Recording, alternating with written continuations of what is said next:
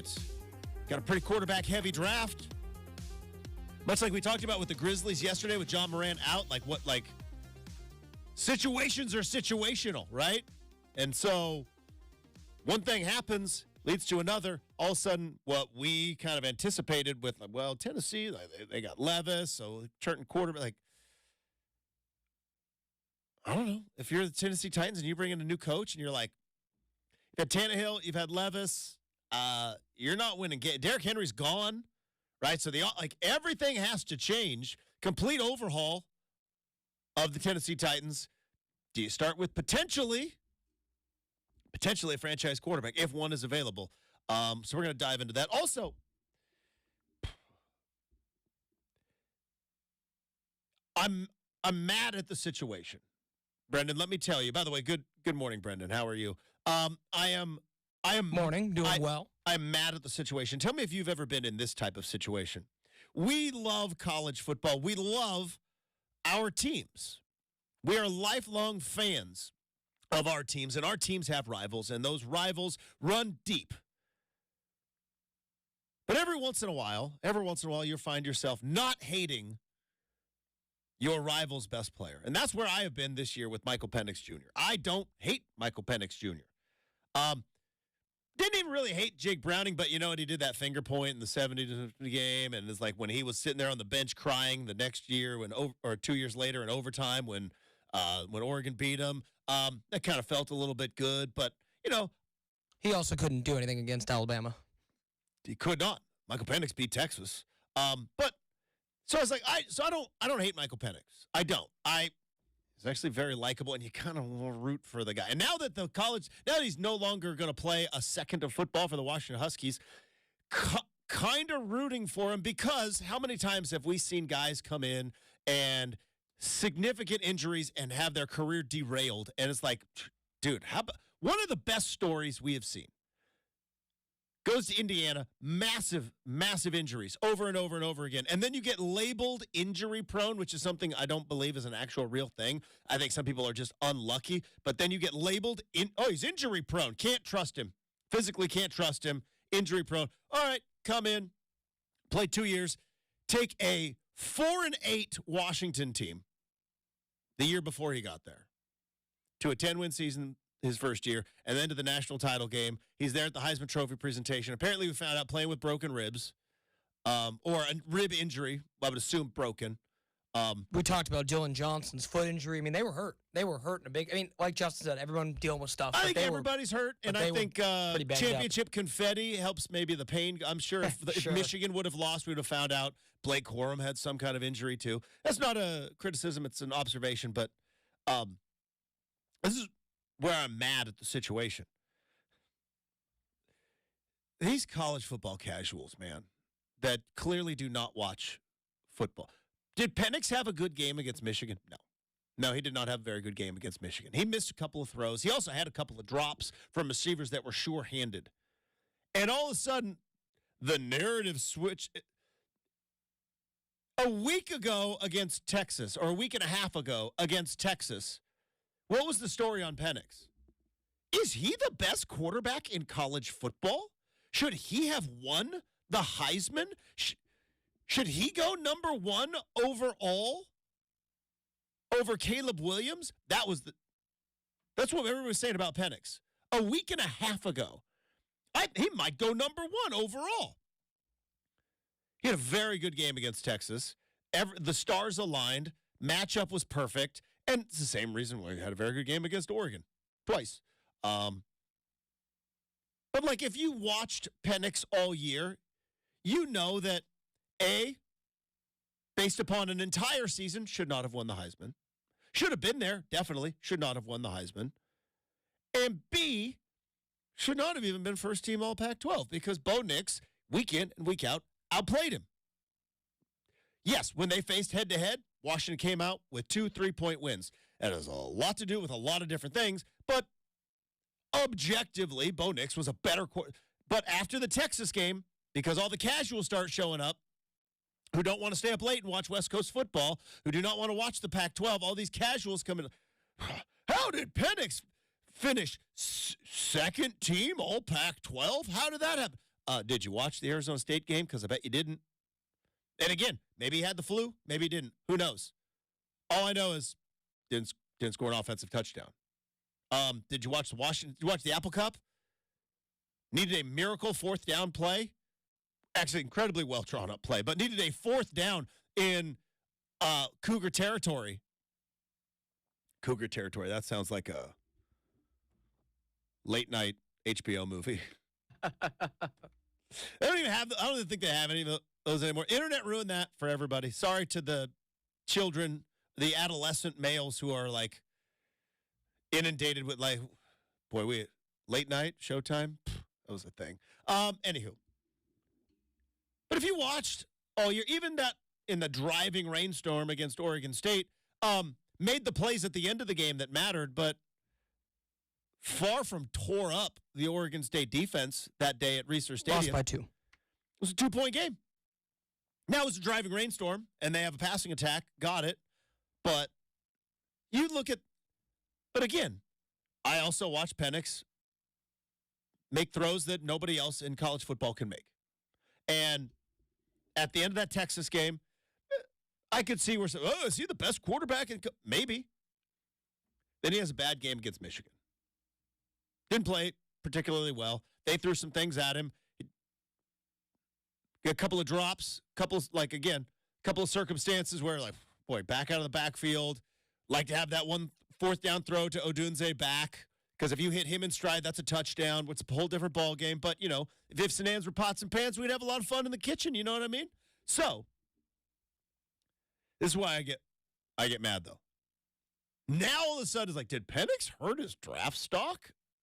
It's like, you casuals, you lazy pundits. You've watched the dude play 2 games. Maybe 3 if you watch the Pac-12 title game on Friday night. I don't think you did. Like, I've seen this guy for 2 years. For 2 years. Make these throws. NFL throws.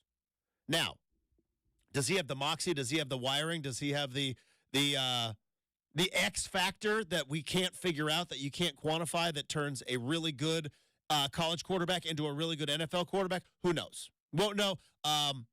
It's one of my favorite Chip Kelly quotes, and I'm pretty sure he ripped it off from somebody else. He's like, quarterbacks are like tea. Don't know what you got till you put them in hot water. Pretty sure he took that from somebody else because it's a very good quote. Also, like a tea reference in like the mid-2000s. I'm like, Coach, I think you lifted that one. I think you sampled that one like P. Diddy did back in the day. But I sat on the internet all day yesterday, Brendan, and I saw, boy, how much money did Michael Penix lose himself? Look, his draft stock is like, you doofuses do not watch. And now I'm sitting here having to defend a Washington Husky, and it makes me mad. That's where I am in this whole situation. That's why I'm so furious. That's why I'm so fired. It's like, because of these casuals and, the conversation that we had on Monday before the game we had with Cam Miller, I thought was incredibly educational from a lot of different perspectives. Cam Miller's very, very good, but we learned about this, which is no matter how good the football is, and I'm curious when everything realigns, no matter how good the football is, the college football public has said with their actions, not their words, their actions, I don't want to watch college football late at night. Pac-12 is as good as it gets. Michael Penix, Bo Nix, Caleb Williams, DJU, like the voters, the AP voters, right? But like, you see the pundits, the people they let on ESPN, on Get Up, and on First Take, and the guys they let on FS1, on what is it, Undisputed, or First Things First, or whatever these shows. They don't watch West Coast football. Because if they did, the idea that Michael Penix having one bad game against Michigan or Michael Penix having a very good game against Texas would not shock or surprise anybody, because we saw him do this all season long here on the West Coast, a.k.a. the best coast. Shout out to Ice Cube. Yes, Brendan. Justin, some could have probably seen Michael Penix more and kind of seen the event that was. But to that point, think College Game Day said how much they cared about their game against Oregon State. So Yeah. right? I mean, that was a Heisman Trophy contender playing a penultimate game against a fellow top 15 team. Uh-huh. And In they're a like, game "Nah, that we're they were good." broadcasting. And they're like, now we're good. Which, I'm over it, but I'm just saying, to Justin's point, Yeah.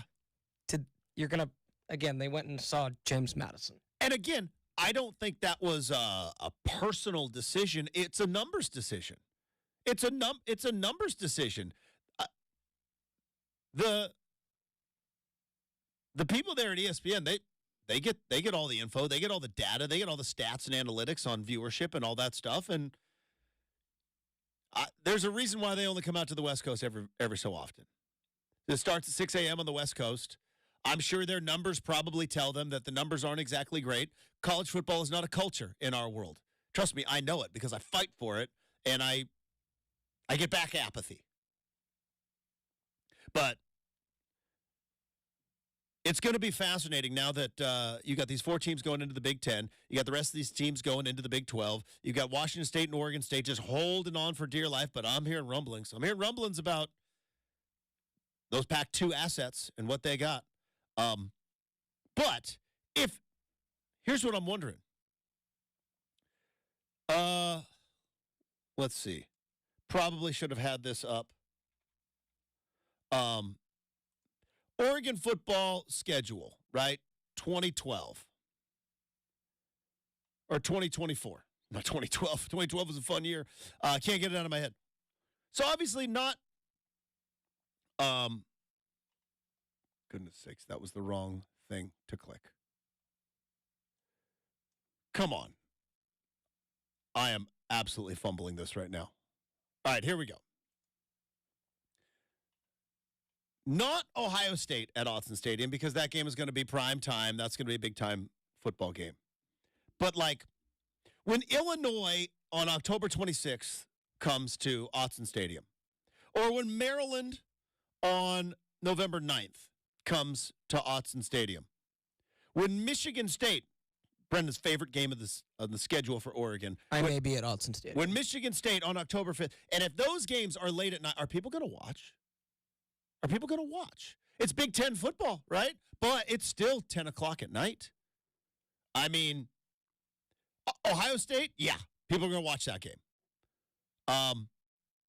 But when these Big Ten schools come to Oregon or to Washington, right? Like when Michigan comes to Washington, that's going to be a big time game. What about when Northwestern shows up? Now, I guess nobody would watch that anyways. Boy, Washington did not, other than Michigan, Washington did not get a premiere. Are you ready for that week, Justin? Like, I don't even think you can comprehend a week where you and I will both be rooting and pulling for the Oregon Ducks. Yeah, I didn't think you'd ever be in that boat. Again, like I discussed with my brother yesterday, we were like, wouldn't it be fun to go sit behind Michigan State's bench for that game? So the pettiness is. You better start saving now, though. I'd start but saving now. But it is Michigan State, though, right? You wouldn't think it'd be one of the more expensive tickets, right? That's a home game in the Big 12 and the Big 10 now. Yeah. Trust me, I got the email about season ticket. Gotcha. I know how much they're going to cost. But you know what I mean? Like, yeah. Are people going to watch West Coast football even though they're in the Big 10? I don't know. Pac-12 is as good as it's ever been this year. And it was clear when you look at the opinions on Penix and Bo Nix that people didn't watch the games. Pretty clear. All right. Speaking of watching games, boy, I did not want to watch that game last night after about 5 minutes. But I did. It's the job. Boy, what a job. You're a sports talk host. You just watch sports all day. I was like, yeah, sometimes it's a chore. And that was last night. We have another Blazer talk coming up next, 620 Rip City Radio.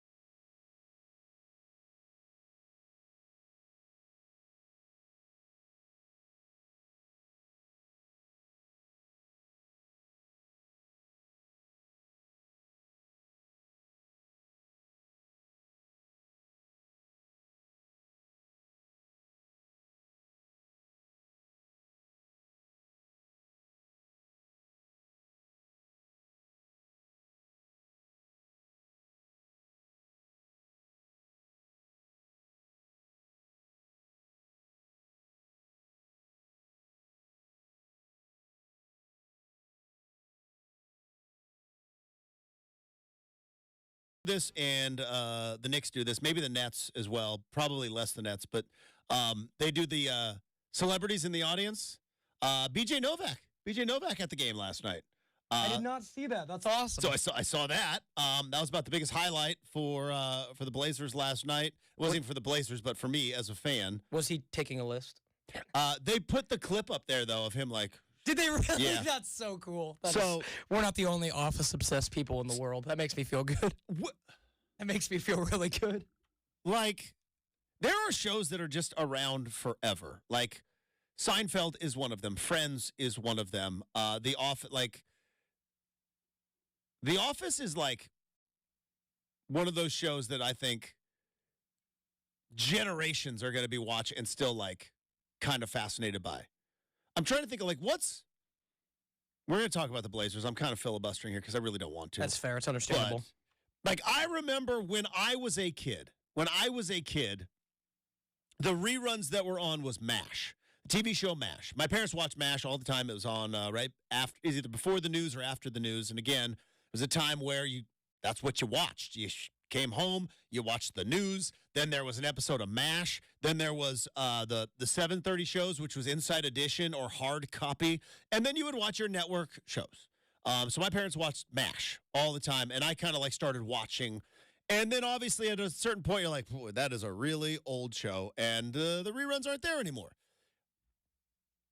What do you think? Like, Seinfeld it's an old show. Obviously, technologically, it doesn't work because I think Jerry Seinfeld even said like one cell phone ends almost every premise of Seinfeld because you have to be with people with a problem. But it's still funny. I still think Friends is funny, but it's pretty dated. Like for me, I would say, and again, this is like, just, is The Office ever going to get dated? Do you think? So it could. We were actually talking about this in my house the other day, where it's like, why I prefer The Office to Friends, and I think it's different for everybody. But like the different like timing and generations, like for me, I can't stand a studio audience, and I think that's something from a millennial Gen Z perspective. I don't even notice it. Right. I don't even notice it. And I asking my folks, they're like, oh yeah, studio audiences were all the time. They're in shows. It's commonplace. Every show. And it was a dream of mine to one day see, there watch you go. A show. Never got to because obviously don't live in L.A. It's true, or New York, but I or don't know. Georgia these days. But I wanted to be in a live studio audience. Yeah, so I bad, hear you. so bad. So with that, like it was like The Office. I remember right away, like I think the part that endeared it with me is like if you can. Like that space that would be filled by a studio audience is filled with Steve Carell's kookiness, if that makes sense. Well, I think also one of the things why it's going to stick around for a while is, who knows, maybe people don't go back to the office. I don't know. But like, we've all worked in an office. We all we kind of know those people. That's why Frasier worked. Like Frasier, we've all had those relationships. Anyways. All that being said, Blazers stink. They shot 20% from three last night. They're not good. And so here's the soup du jour. What's the soup du jour? It's the soup of the day. The question du jour. Tip of the cap. Super producer Brendan asked me a very simple question, which is going to lead to, I think, some very complex discussions. Did you think it was going to be this bad? We knew it was going to be a rebuild. We knew they were going to be young. We knew that it was going to have growing pains, and I've said over and over that growing pains are painful. And at the beginning of the year, going to be young, going to go through, going to have some lumps. They're going to take their lumps. They're 10-26. Other than the overtime win against Brooklyn, which can't take it away, they got to win in Brooklyn, overtime win on the road. But on this road trip, now again, DeAndre Ayton has been hurt. He's out. They're going to be dealing with injuries all season long. But they lost 109-88 to the Suns. They lost 126-97 to the Mavs. Then backed it up another night, 139-103 to no Luka Mavericks, and then lost 112-84 to the Knicks. Now they go on the road. Tomorrow night, they'll be facing the Thunder on the road. who I believe are the number 2 team. They're 24-11. They're a game and a half out of first place. Did we think it was going to be this bad? Now, maybe that's just our own ignorance, because I've said this before. We've dealt with a lot as Blazer fans. We've dealt with a lot. Playoff disappointment, we are built for this. You know, it's like the snow's going to be coming at the end of this week. Here in the Pacific Northwest, They say. So that I'm hearing big numbers. Really? I saw yesterday. It was still kind of up in the air. Great movie. I'm hearing big numbers. We'll find out. But, Brendan, Pacific Northwesterners in the valley, we're not built for the snow. Rain, all day. All day. It's like, it's June. We're having a picnic. It's going to rain. We'll be fine. Like, we are built for the rain. We are battle-tested with that weather phenomenon. We are not built for the snow. We laugh at Californians who do not know how to drive in the rain. Yet, I would imagine Wisconsinites or Michiganders they're on a or Coloradoans, when they see a little flake of white death that hits the pavement and it doesn't melt, and we freak out and start driving 15 miles an hour, they make fun of us. Yeah, Michigan, nothing could snow on their parade, Justin. They'd probably take 3 feet. Yeah, and then they're fine. So, we're not built for it. So, point being is, as Blazer fans, playoff disappointment, we're built for that. Catastrophic injury to best player, yeah. We are built for that.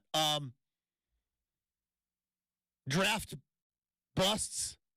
Yeah. We know how to navigate these waters. You know what we don't know how to navigate? Rebuild. Blazers haven't rebuilt in when was the last time when you can honestly, legitimately say this team is there were a couple of attempts, but they were better than we thought they were going to be, right? When the year after LaMarcus left. Yeah, that team who got hurt? Who's the guy?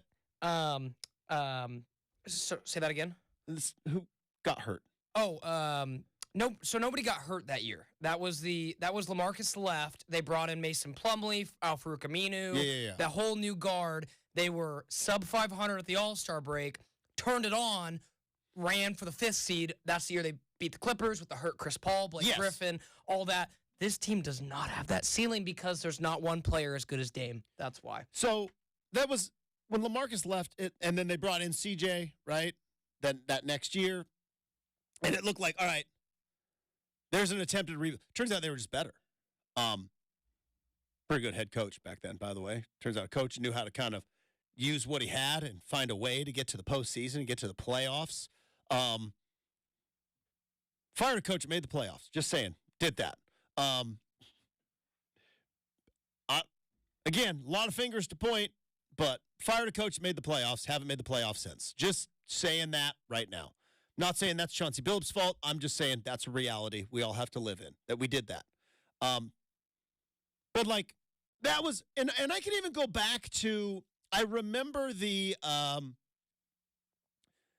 was the Brandon Roy draft when Paul Allen, it was very clear. It was like J.O. Blazer era's over. Selling off pennies on the dollar, anybody that had any bit of trouble after that Brandon Roy draft, right? Guys were just gone, being shipped out, gone. And then it turned out Brandon Roy was just, because he played 4 years of college, an incredible draft pick. And again, it wasn't a rebuild.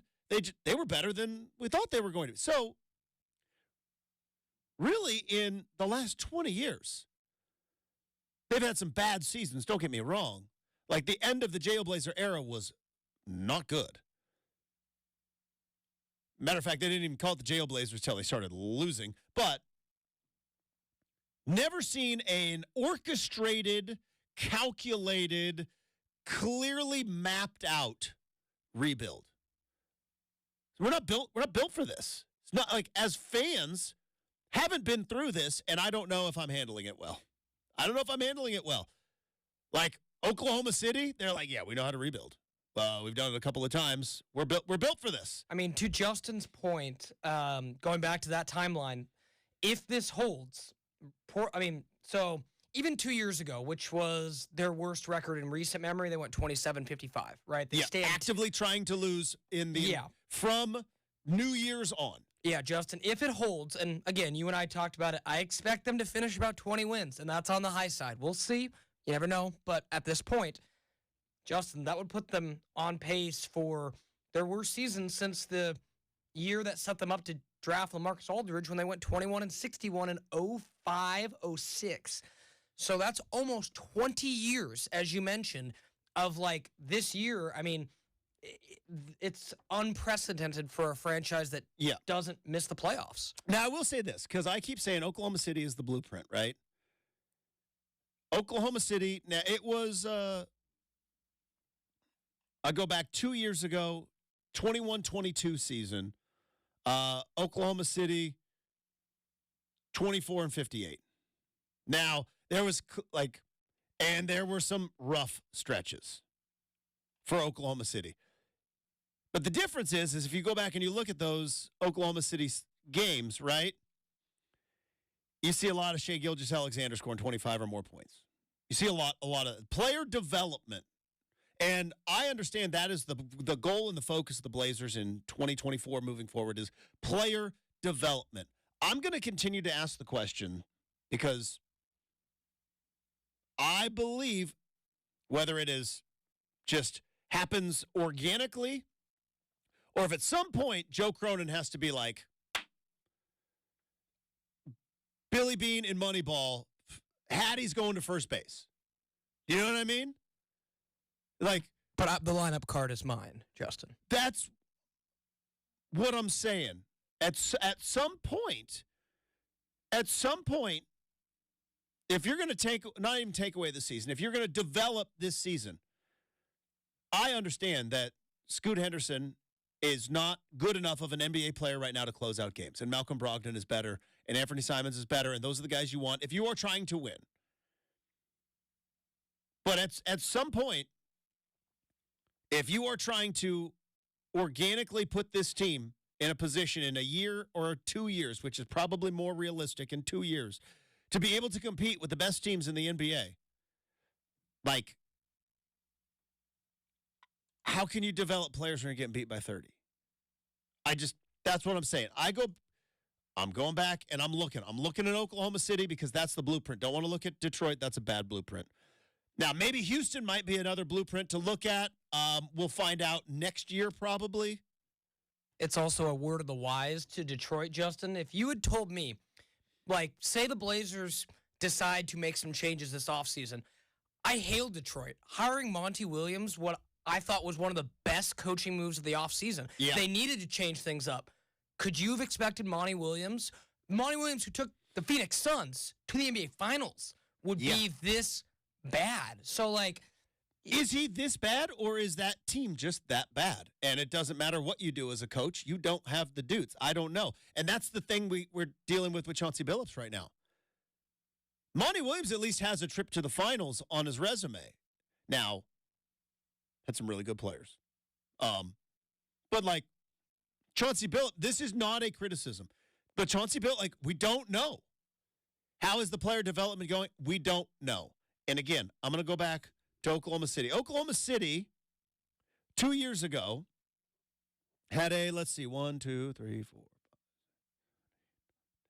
5, an 11-game losing streak in March. Yet, in that 11-game losing streak, Shai, 33, 33, 33, 31, 32, 34, 26. That's player development. They lost 11 straight games. 9 of those games, Shai was 25 or more. 7 of those games, he's 30 or more. And that was last season? That was 2 seasons ago. So it was 2 years ago, which is where the Blazers are right now. Right, and to show that growth, and again, shout out Mark. Now, again, that was March. Now, maybe we'll see what Scoot does in March. We'll see what Shaedon does in March. But you can see the growth because, again, Oklahoma City at the time, when they did that rebuild, hired a brand new head coach, Mark Daigneault. Justin, they won 22 games, 24, then jumped to 40 last year. That is growth and development quantified. There was, in January 2 years ago, the Oklahoma City Thunder lost 12 of 13. It was bad. It's kind of where the Blazers are right now. Again, Shea in those games, 23, 32, 33, 21, 34, 29, 29, 31. Now, maybe the focus is a little bit different. Maybe the focus is on assists. Maybe the focus is on defense. I don't know. All I'm saying is we keep talking about, look at Oklahoma City, look at Oklahoma City, and I get it. But when you look at Oklahoma City, they had a clear path, which was Shea Gilgeous-Alexander is a star. He is a future star of this team. He gets – Orlando did it last year with Paolo Banchero. Orlando was not very good last year. Yet, where are they right now? 4th in the East? If you look at NBA standings, let's go computer, and all right, not 4th, 8th, but a game and a half away from 4th. Orlando's 21-16. They're 21-16. And it's clear whose team it is. Last year, Orlando finished the season 34-48. But again, looking at the numbers, leading scorers in these games, Banchero, Wagner. What's Wagner doing in there? But it's a clear list when you go back and look at those teams who were rebuilding in the same format that the Blazers are rebuilding. They got a leading scorer every night. Not every night, I shouldn't say that, but like 70, 75% of the time, they got a leading scorer. Blazers have different lead. Now, Anthony Simons should be the Blazers' leading scorer every single night. He is the best player on this team. Are the Blazers ready to start building around Anthony Simons? If not, what are we doing? What are we doing? Because we do know that the Blazers having a foot in both lanes, we do know that doesn't work. Tried that. Tried it a lot. I hear everybody on the X app. Player development, Justin. It's about experience. I get it. I get it. Go back and look at the successful rebuilds. There is a clear focus on one or two particular players. Clear focus. Is there a clear focus on the Blazers and particular players? I don't see it. I don't see it. Now, is that got to come from Cronin? Is that got to come from Jody? Is that going to come from Chauncey? I don't know. Or Bert. Jody via Bert. I mean, it's kind of. But there's a clear focus on one player. And I don't see that with the Blazers. All right. We're going to talk some more NBA coach. Toronto Raptors head coach last night. Boy, he had himself a night. We'll talk about that. And it's fascinating. But before we do that, I do want to tell you about our good friends at DeBella, right? The official home improvement partner of the Portland Timbers. How's your roof doing? It's a little windy. A little windy the other night. How's your roof holding up? Because Portland weather can be brutal. And DeBella can help you if your roof is leaking, if it's aging, if you were like, boy, I don't like that wind. Well, get a hold of DeBella. Get a free quote right now, and they can help you not only with your roofing, but your windows and your siding. What does that do? Keeps all the heat that you're cranking up, keeps it inside your house. You're not heating the outside. 30% you can save on your energy bills with the good folks at DeBella. 15,000 five-star reviews. Talk about them all the time. It's their customers with the reviews, not them. Plus, now is the perfect time to connect. 0 down, no payments until 2025. Maybe when the Blazers are in the playoffs. Who knows? But 0 down and no payments until 2025 on approved credit for your roofing, your siding, your windows, your bath renovations. Visit DeBella, DABELLA.us for a free, no obligation appointment. They can make updating your home so easy. Now is the time to get a hold of DeBella, the official home improvement partner of the Portland Timbers.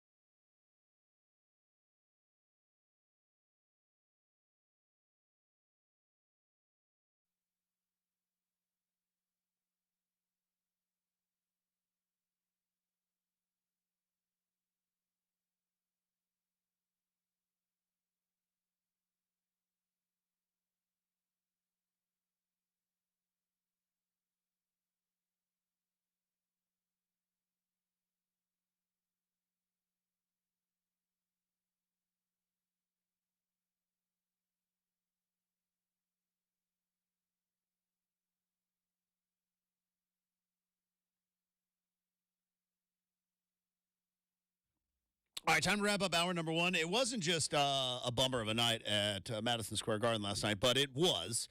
Other games going on in the NBA. One particular game is going on down in Los Angeles. The Toronto Raptors lose by a point to the Los Angeles Lakers. Remember, just a couple of days ago, LeBron James was called as a two-pointer, and he was like freaking out and pointing at the screen and calling out officials. And then, interestingly enough, the Lakers seemed to get an awful lot of calls last night. And somebody noticed, and it wasn't just a guy with a radio show with a bunch of hot takes. News and notes around the NBA. Let's get into Round Ball Rock. Here we go. All right, this is going to be huge. This is fantastic. Darko Rajakovic, just learned how to say that name, new head coach of the Toronto Raptors. He is from Serbia. Started coaching in Serbia. He's been in the G League. He's been an NBA assistant, and he got the job last year. And now, haven't really heard much from him, but he let his presence felt last night as his team was only awarded 2 free throws in the fourth quarter in what turned out to be a fourth quarter comeback for the Lakers. Lakers dropped 44 points in the fourth quarter. They get the 132-131 lead. But after the game, Darko Rajakovic, new head coach of the Toronto Raptors, went off on the officiating, which brings up a very interesting thing. Let's hear from Coach Rajakovic. 23 free throws in that fourth quarter. What could you? Thank you, Doug. That's outrageous. What happened tonight? This is completely BS. This is shame. Shame for the referees, shame for the league to allow this. 23 free throws for them, and we get 2 free throws in the fourth quarter. Like, how to play the game. I understand respect for all stars and all that, but we have star players on our team as well.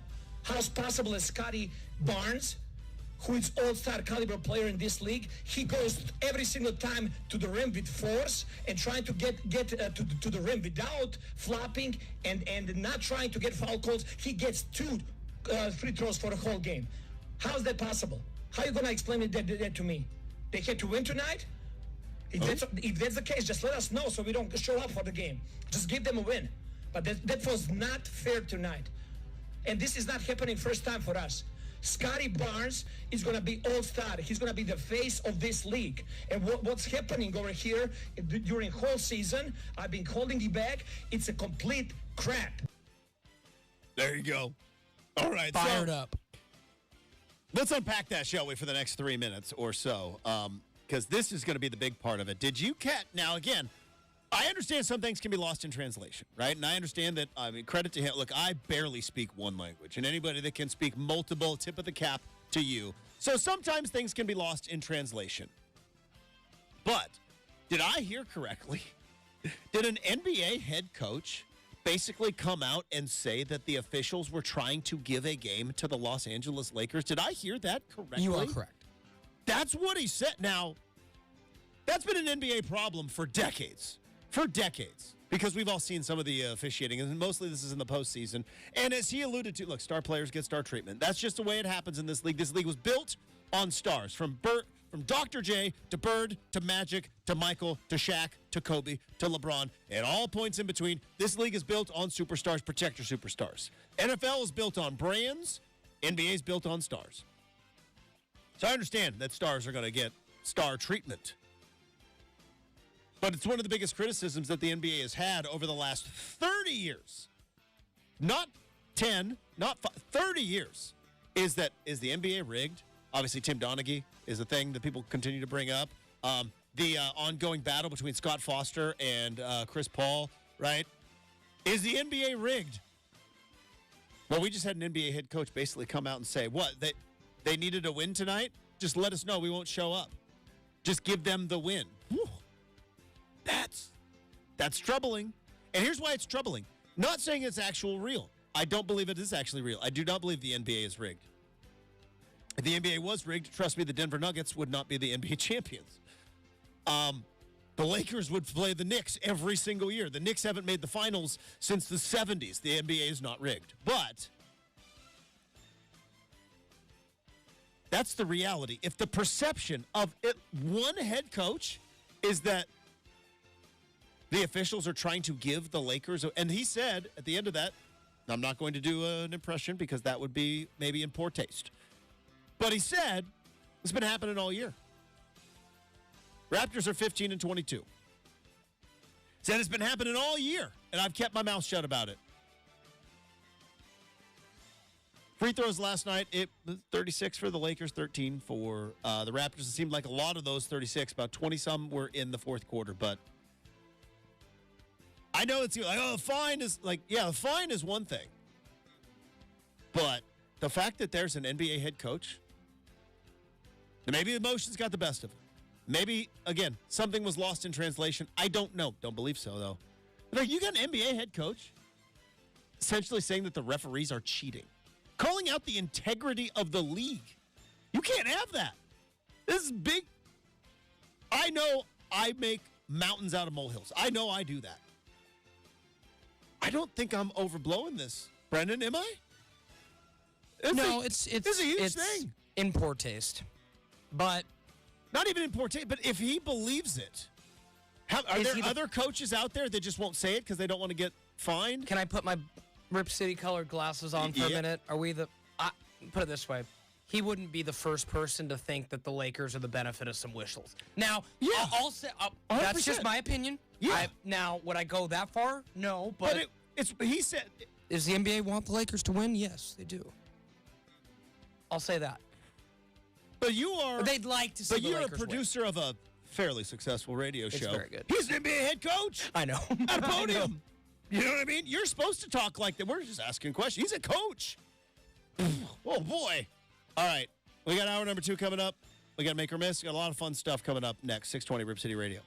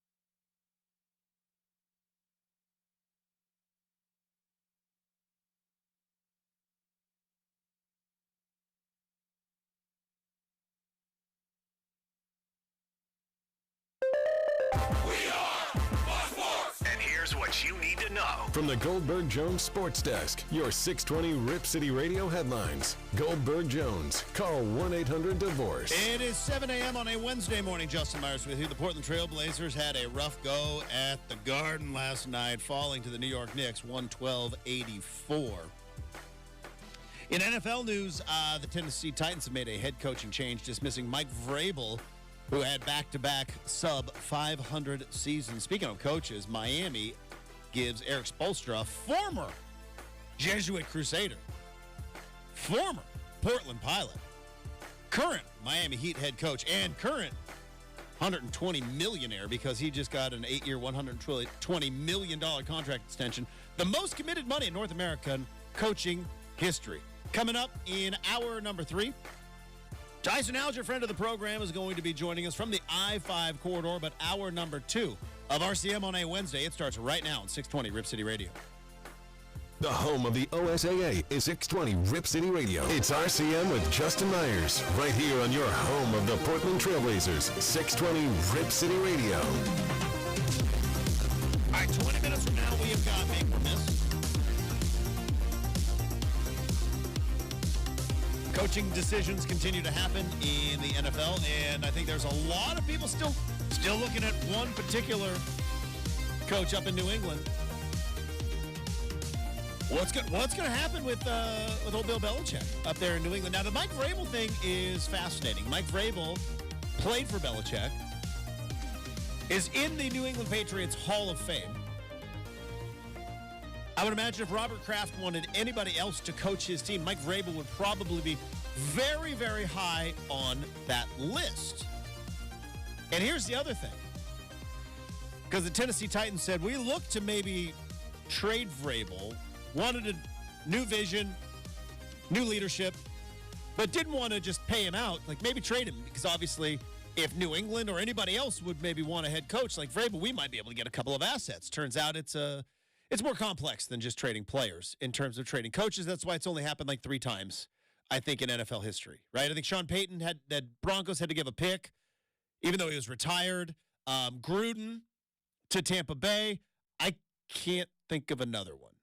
I'm sure there's a couple, but that's why it doesn't happen very often. It's much easier if you don't believe in your head coach and you want a new vision, you just cut ties. So here's where the Patriots have kind of moneyballed this over the years, which is former assistants of Bill Belichick go out, coach, are unsuccessful, more on that in a moment, are fired. And then what happens when you get fired in the NFL, Brendan? You get paid. You get paid. And your salary that you make in your next job offsets the payments that they're making. But what if you go work as a low-level staffer for the New England Patriots? Because I think that's what Bill O'Brien did, right? Houston Texans, they fired him. Detroit Lions, they fired Matt Patricia. All these coaches under the Belichick tree that go out, they get fired. Other teams are paying them, and then Bill Belichick says, hey, come on back and, I don't know, what's a fair amount of money? 30 grand? Because you're getting paid $8 million by the teams that just fired you. And so that's what they've kind of moneyballed that with regard to their assistant coaches. That's why Bill Belichick can make about $20 million. But it's going to be interesting to see what the Titans do. We are a quarterback-obsessed radio show. Does this now mean the Titans may be looking for a quarterback? There has been rumblings. I don't like these rumblings, but there have been rumblings that maybe potentially Mike Tomlin and his time at the Pittsburgh Steelers might be done, that Mike Tomlin may want to take a bit of a break. Or does he want to go out to sunny Los Angeles? Does he want to go down to Nashville? Does he want to go to our nation's capital? I don't know. Don't like these rumblings one bit, especially as the Steelers are attempting to go into Buffalo to face Josh Allen and the Bills without T.J. Watt and without any quarterback that has a win in the postseason, because Mason Rudolph is going to be our guy. Anywho. Now, I said more on the Bill Belichick thing. I'm going to preface this. This is a very lazy take, but do lazy takes necessarily mean that they are wrong? Sometimes. Sometimes what is the simplest answer is the best. What's that thing? What's that called, Brendan? Isn't that like it's not Murphy's Law? That's whatever can go wrong will go wrong. But there's something where it's like it's the simplest answer is usually the best. I'm going to botcher the pronunciation, but Occam's razor. Occam's razor. Yes. All right, let's rewind this. Occam's razor states that the simplest answer is usually the best. So it doesn't mean that simple answers are actually wrong. Actually, according to Occam, might be more simplicity in this world than we think. We need to talk about this Bill Belichick coaching tree thing again because another Bill Belichick disciple has been fired. And by the way, I don't know if you've noticed what's been going on in New York with the Giants, but not good for Brian Daboll either. And it seems that there is a formula here. Bill Belichick's going to go down as one of the greatest NFL coaches of all time, and he could arguably be one of the greatest head coach of all time. It's tough to argue against. That's a lot of Super Bowls. Also, as a coordinator with the Giants, got a couple of other Super Bowls. Tough to argue with all them rings. I get it. But there's a couple constants in the Bill Belichick story arc. We all know what happened when he was the head coach of the Cleveland Browns. And he did not have Tom Brady as his quarterback. He was ultimately fired. He had Nick Saban as his defensive coordinator. Nick Saban, the guy, greatest college football coach of all time. Nick Saban was his defensive coordinator. And he's there with the Cleveland Browns. He's about to win a gajillion rings with the Patriots. That guy couldn't win with the Cleveland Browns. They end up moving from Cleveland to Baltimore. And a couple of years later, that Cleveland Brown team that ultimately got Bill Belichick fired would win the Super Bowl. Now, again, lazy take, but so Belichick circles back around. He gets a job with the New England Patriots. After who's let go from the New England Patriots? Pete Carroll was let go from the New England Patriots. So how about that for a butterfly effect? I know. So Bill Belichick gets that job with the Patriots, and they got a quarterback in Drew Bledsoe that they've got a lot of money invested in, right? Robert Kraft. That was like Robert Kraft's like first big investment after buying the team was we got to get our quarterback locked up. And he paid Drew Bledsoe an awful lot of money, and Bledsoe was pretty good. Went to the Super Bowl with Parcells. Then Bledsoe almost dies on the field. You go back and watch, there's a E60, I think, on the Drew Bledsoe story, how he went from quarterback to bench for Tom Brady to now making a delicious Cabernet. Shout out to Doubleback and the Bledsoe Family Winery. We're members. I'm not. My wife is. I attach my name to it. But he almost died. Like he had, I think it was a punctured lung or internal bleeding that like he was trying to go back into the game and they're like, you are going into an ambulance. So he leaves, goes out on an ambulance. Tom Brady gets the job. And Bill Belichick, to his credit, again, because I'm about to criticize him, but to his credit, Bill Belichick was like, this Brady guy's got it. I'm sorry, Drew Bledsoe. I know you're healthy. I know you're back. I know we've won a lot of games. I know you are a Pro Bowl caliber quarterback. This Brady guy's got it. He gets it. I don't know how, but he just does. They would go on to win the Super Bowl. And there's that, of course, that picture of Tom Brady with his hat backwards. I know yesterday we learned that a very attractive co-ed at Oregon State led to Brendan wearing his hat backwards a lot. Got to imagine Tom Brady a little bit as well. A little Tom Brady influence there. I do love the GOAT. So. Can we get him on TV already? Not ready for that yet. But anyway. Justin's not ready for it. Then they would go on to have maybe one of the greatest runs in NFL. Not maybe. The greatest run in NFL history. There's no ifs, ands, or buts about it. The greatest run in NFL history. There's a cheating scandal in there. Spygate. Deflategate, couple of things, couple of gates in there. But regardless, and then all of a sudden out of nowhere, Tom Brady's like, I'm ready to go. It's cold in New England. Florida's better.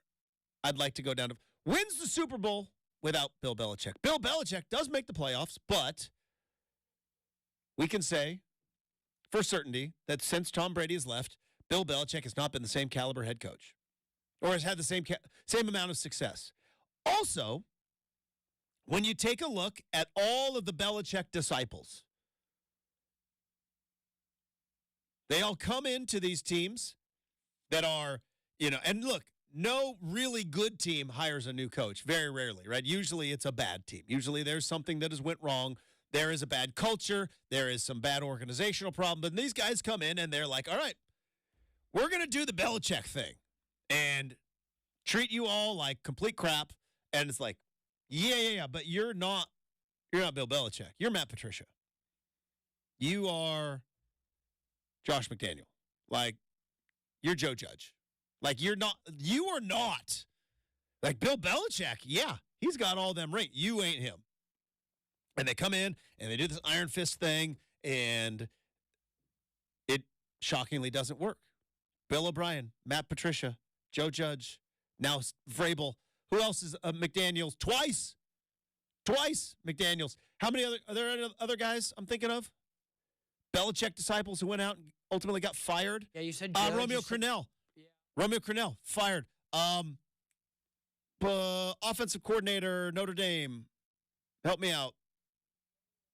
Notre Dame, then Kansas. Ooh, that's a great question. Anyways, he stunk. Yeah. I can't remember his name. Anyways, Brendan's going to Google it. Somebody's yelling at their app right now, and I apologize for not doing the research. But well, what about Brian Daboll? He's about to get fired. Have you heard what's going on with Brian Daboll? Yeah, it's not going well. Well, I heard it's like a power struggle between him and the DC. Who's going to win, right? DC just left. Well, yeah, he went to the Keys. So I'm out. He went to the Keys. Like, we got some work. Don't care. Out. Just take off and Brian Daboll, same thing, right? Just screaming at quarterbacks, trying to do the Belichick thing. Guess what? Not winning. He's going to get fired here pretty soon. We've determined the only coach that's successful out of his tree, which, again, we say Nick Saban technically, but like Kirk Ferentz. So nobody at the NFL level. Nobody at the NFL level. So how is this possible? How is it that this Belichick way, this Patriot way, how come this is not, and again, I preface this segment with saying this is going to be a lazy take.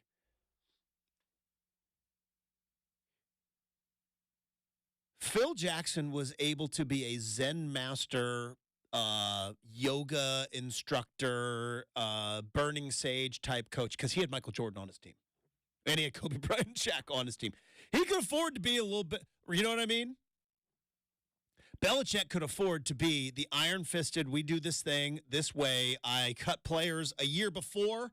Right? How many guys, you follow the Patriots, how many guys did they cut where you're like, where are they cutting that guy? Yeah, it's like, because he's going to be good this year and then not good after, and we're going to get out in front. You could afford to do all that. Guess what?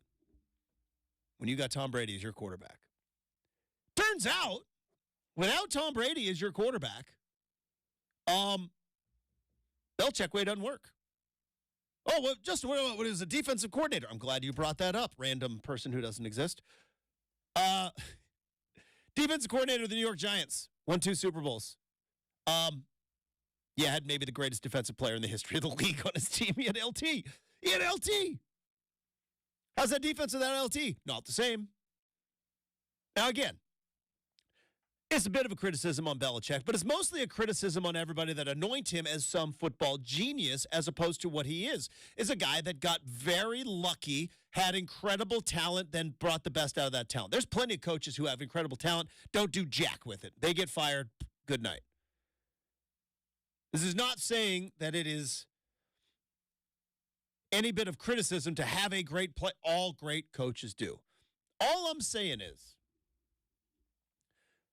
maybe we should give a little bit more credit to Tom Brady than to Bill Belichick. Maybe the fact that pre-Tom Brady, not that great. Post-Tom Brady, even worse. Every coordinator, assistant coach that goes out into the NFL and tries to do things the Patriot way and the Belichick way. It turns out you can't do that without Tom Brady. Maybe it was the Brady way. Maybe it was. What's the Brady way?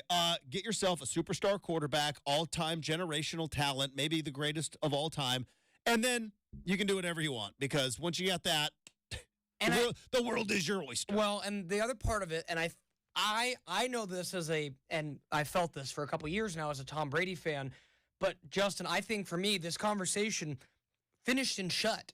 You know how many players could not move from one team to the next and then win a Super Bowl in his first year with a brand new team, brand new coach, everybody different except for Gronk, essentially. Yeah, he brought Gronk with him. And, that guy Antonio Brown, he was good during that stretch. But before he, waved goodbye and took off his shirt and all that. He was more of a mess than he was good, but regardless, yeah.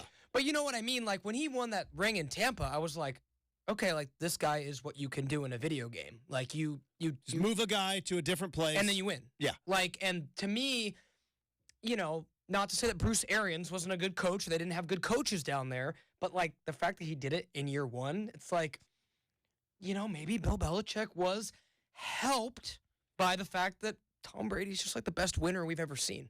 Not helped, like, completely built by it. Yes. Completely built by it.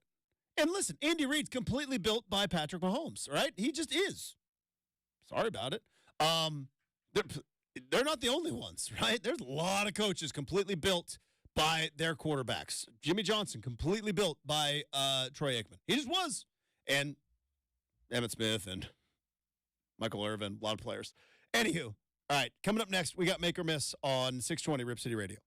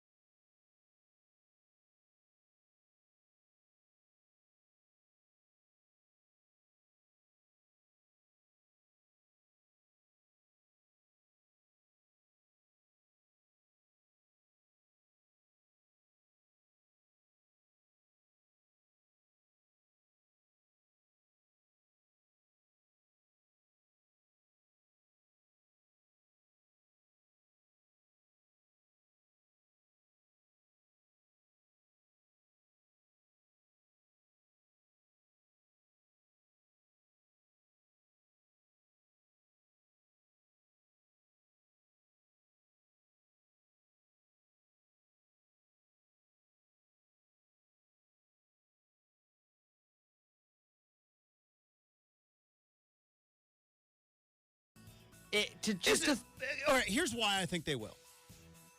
This team, well, it's not good last night. And it was not good the 2 games against Dallas, and it wasn't good the game against Phoenix before that. But here's what we know. I don't know what the future holds for Malcolm Brogdon, to be perfectly honest. I don't know what the future holds for Jeremy Grant Matisse Thybulle. Don't know. They just got deals, though. Don't know if people are going to want to, bring in that with all of that money on the books, but we don't know. But I'm fairly certain that DeAndre Ayton's in the long-term plans of the Blazers. And I like it. I like the fact that they're kind of rolling the dice, and let's take a calculated risk on DeAndre Ayton. And when he's healthy, he's been a pretty good asset to this team. Ayton gets healthy, Ant gets healthy and stays healthy, and Scoot and Shaden stay healthy. That team's capable of winning games. Or, you know what I mean? The problem these last couple of weeks is nobody's healthy. Now, here's where my prediction gets a little sticky. I have said all season long, and I think I have been proven to be right, and I'm not even saying that it's the wrong move for the Blazers. Anybody has any bit of discomfort, shut down. Nobody's playing through any pain this year. Also, by the way, do we know next year, is Robert Williams coming back?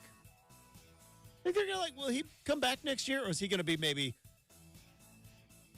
Curious to see if he was part of a trade package? I know he's injured for the rest of the season. Yeah, he's still under contract for 2 more years, so I would assume so. He's young. They like him. And nobody's going to trade for him at the deadline because he's out for the year. No. Even as part of a package and deal. I like him. Only the Blazers trade for guys that come in and can't play, right? Justice Winslow. He makes $12 million a year. That's a great contract for 2 more years. Okay. You take a shot on him because I still really do like him. I know we didn't see him, but we talk about how frustrating this is. The fact that Robert Williams is out for the year and that Ayton has been hurt, that's the reason why, right? They're going to have cold shooting nights. That happens in the NBA. But the fact that they have absolutely no front court depth. Do you know what I mean? That's it, isn't it? That we could have a laundry list of things of why the Blazers, especially these last couple of weeks, have really not been all that great. But the biggest reason is, I hope Duop Reith can become a contributing member of this organization. Don't think he's a starting caliber center. Toumani Camara, hopefully he is one of those guys where if the Blazers ever make a run in a couple years, boy, glue guy, needed him. You know what I mean? Could be. Don't know if he's a starter in the NBA quite yet. They don't have anybody in the front court. You know what I mean? I just don't. They just don't have any depth in the front court, especially at center when Robert Williams is out for the year and DeAndre Ayton's hurt. Your options are limited in terms of NBA caliber guys that can play that position. Yeah, it's just, to say that you're comparing something to the second year of this franchise, 50 years ago, right? More than 50 years ago. It might get historically bad. The fact that you're comparing it to that, I think, says a lot.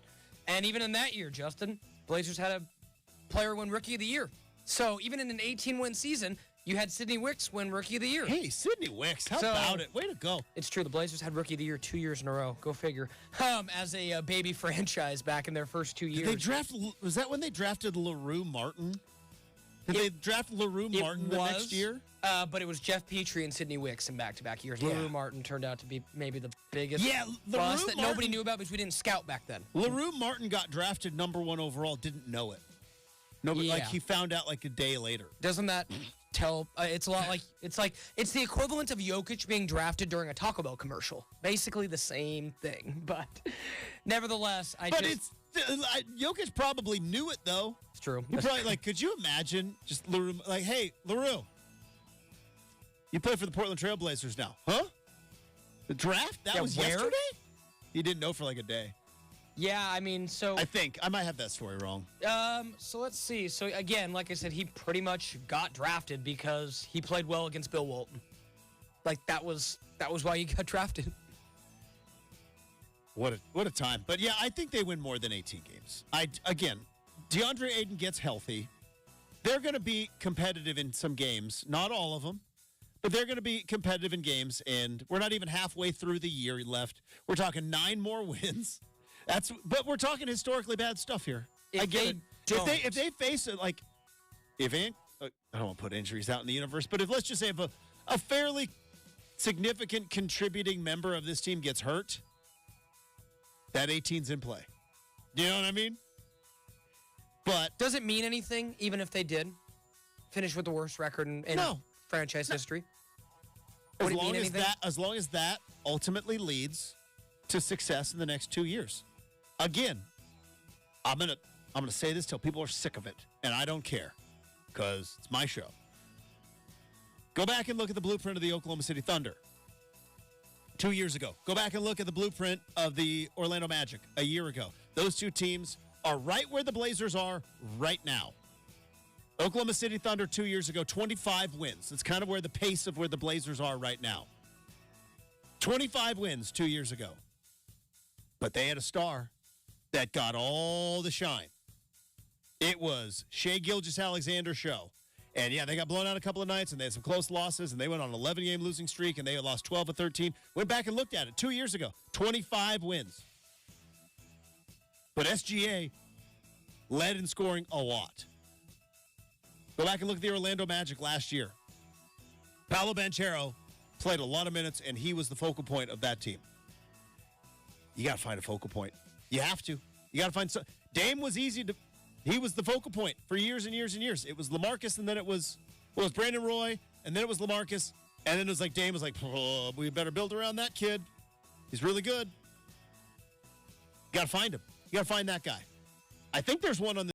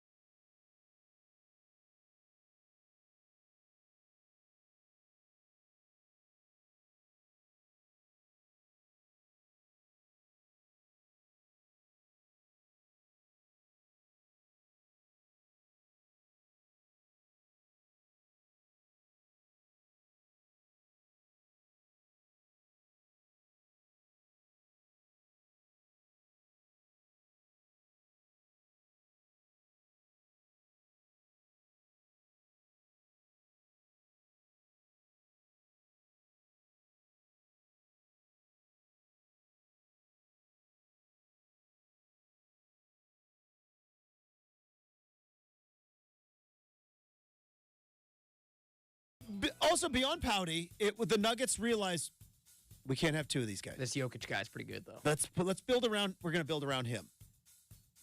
Was the right call. 100%. I think. And they shipped their first-round pick out of town. For Pennies on the Mason dollar. Plumlee. Pennies on the dollar. Handed the Blazers a playoff run that year, and they left. But the long game, the chess, led to a parade in Denver this last summer. Oh, yeah. And multiple MVPs. Yeah, without a doubt. And that's worth mentioning. Let's go ahead and stay on this. But you see what I'm saying? They picked the guy. Right. They did. You got to pick the guy. That's because Jokic and Nurkic were so positionally the same. Like, Shaedon Sharpe is a shooting guard. Scoot Henderson. Call me nuts. Ant and Scoot are the same.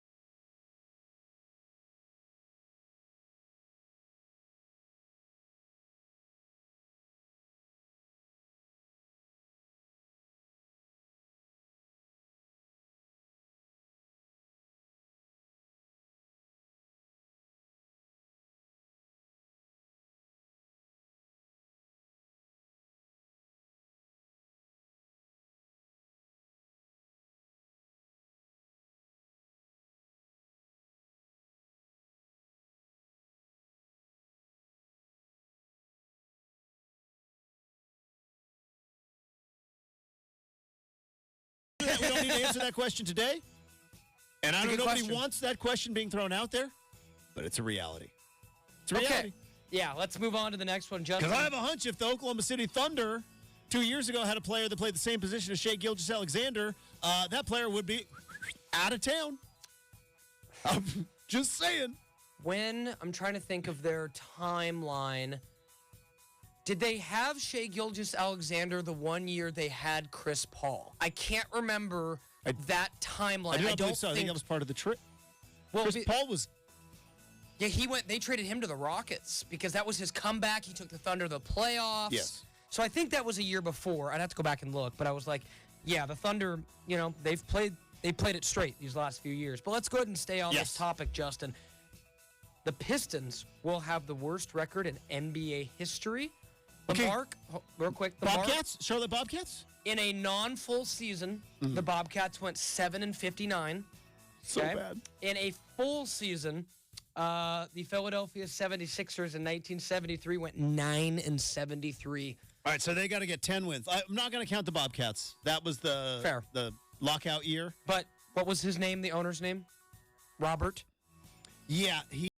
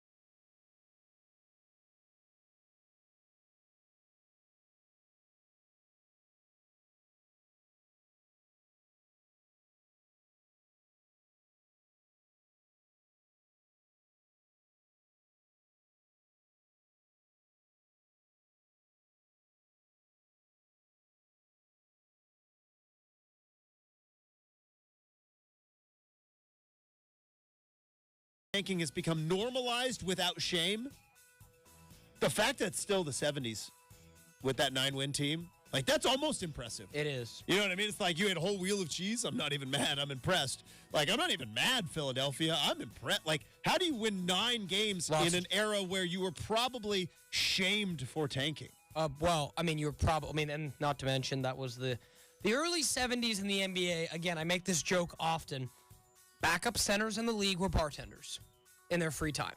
Like, the early 70s, like, again, you go back to that time, the NBA, you didn't know if it was going to make it. Like, Well, they were like, teams were flying like Coach. Well, and as... like 6'9" guys just like sitting in Coach. Well, and as... Flying to like...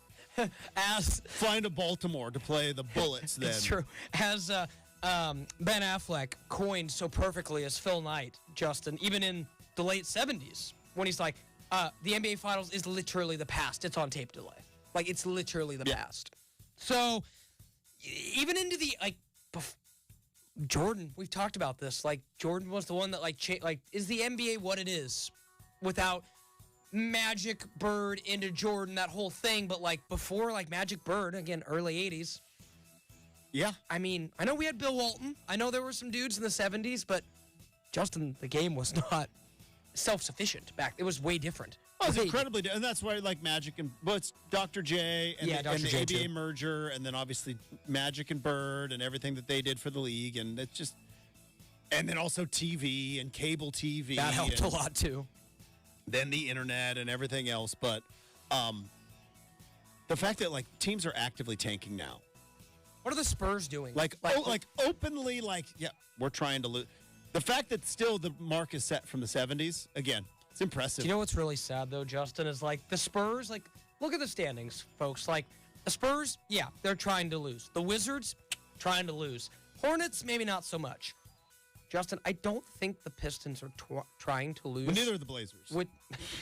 Well, Neither are the Blazers. Be that as it may, if the Blazers had 3 wins, this would be a way different conversation. Very different conversation. You're absolutely right. All right. Someone would probably be on the hot seat. Fantastic edition of Make or Miss. We're going to wrap up hour number 2 coming up in a bit. Before we do that, I do want to tell you about the good folks at DeBella. That's right. Been talking about them for the last couple of weeks now with Portland winter weather. Saving up on your energy bills. How do you do that? Well, how's your roofing?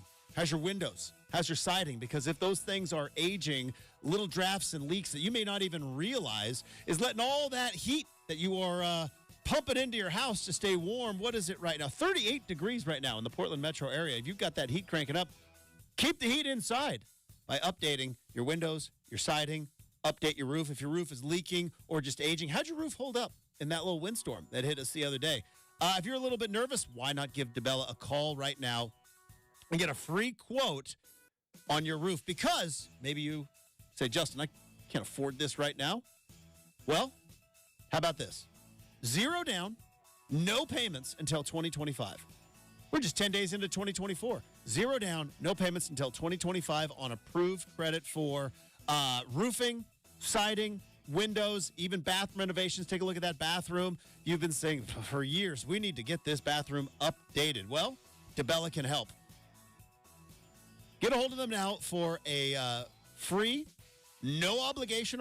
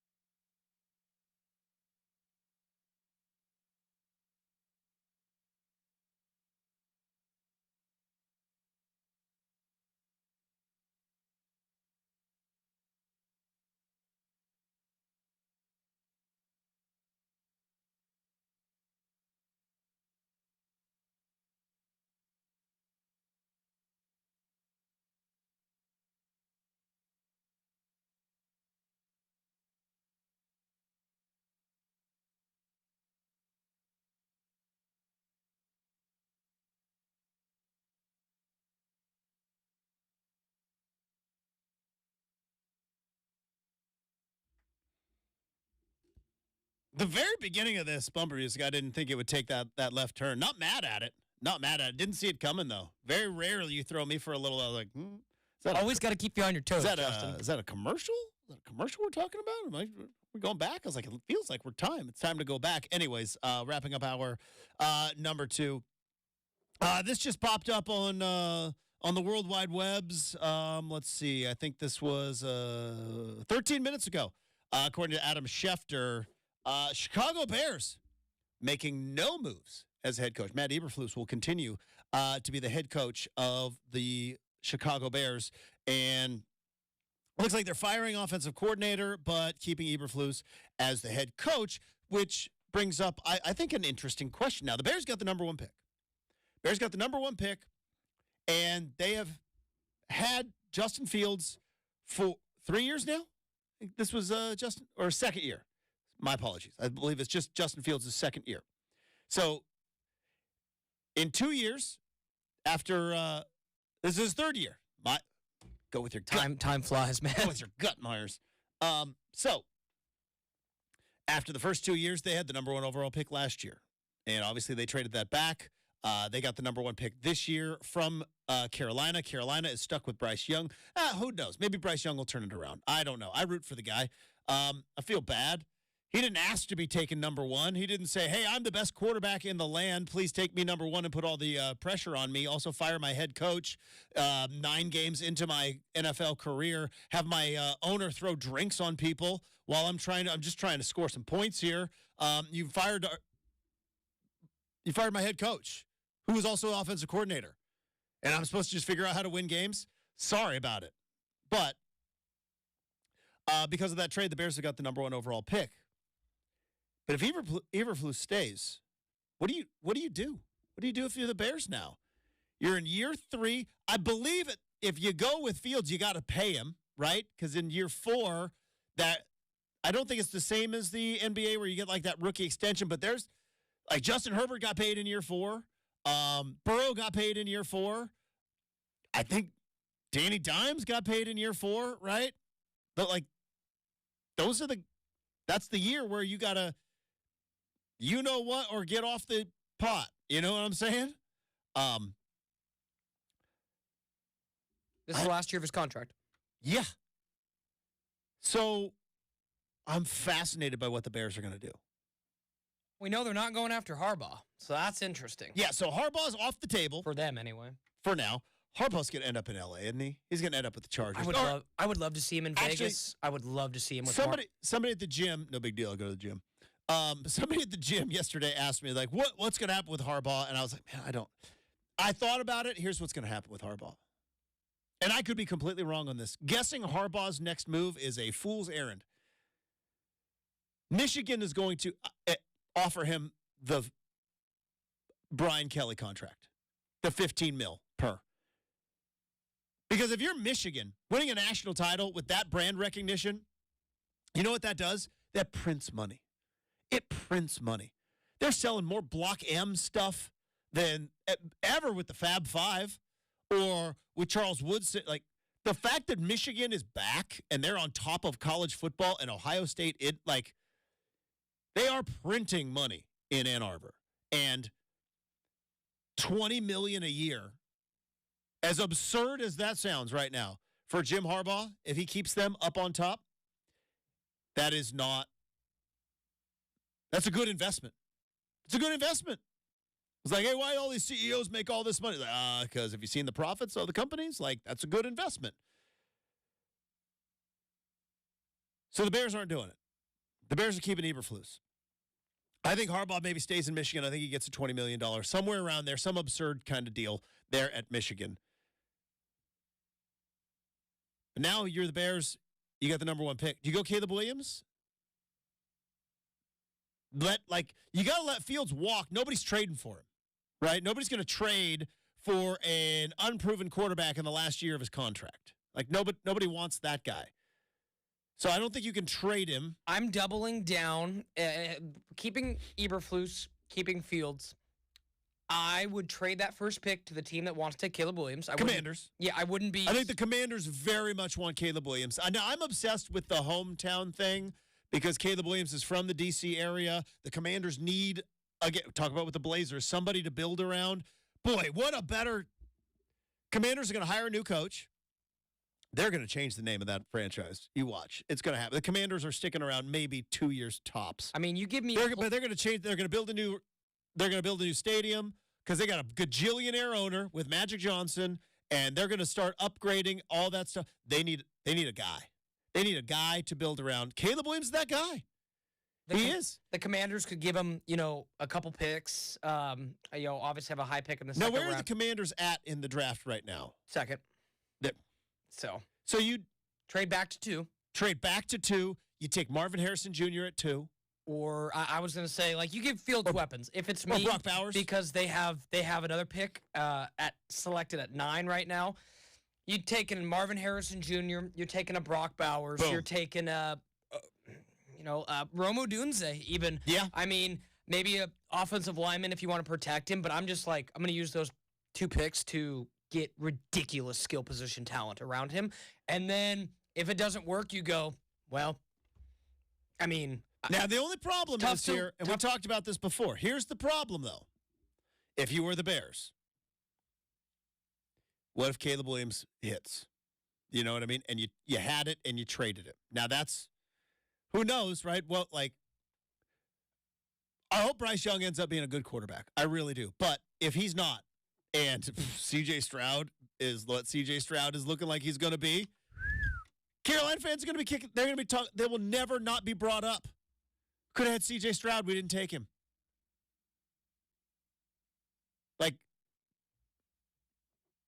So if Caleb Williams pops, Bears fans are, oh boy, why do we stuck around with Justin Fields? But welcome to the draft. You know what I mean? Look, that's why these GMs get paid lots and lots of money, and it's why we sit here and just kind of talk about it, goof around and talk about it. But man, what a spot that the Bears are in. I think there's going to be a lot of quarterbacks taken. Williams, May, Penix, Bo Nix, Jaden Daniels. Of those 5 guys, Brendan, how many go in the first round? Those 5 guys. I think 4. I think 4 too. Yeah, 4 quarterbacks seems about right. Steelers going to draft Bo Nix. I hope so. Let's be. I still believe in Kenny. But I don't know if the Steelers believe in Kenny. All right. We've got a whole third hour. We're going to talk to Tyson Alger in hour number 3. We've got the RCM mailbag. Jam-packed, fun-filled. Hour number 3 next. 620 Rip City Radio.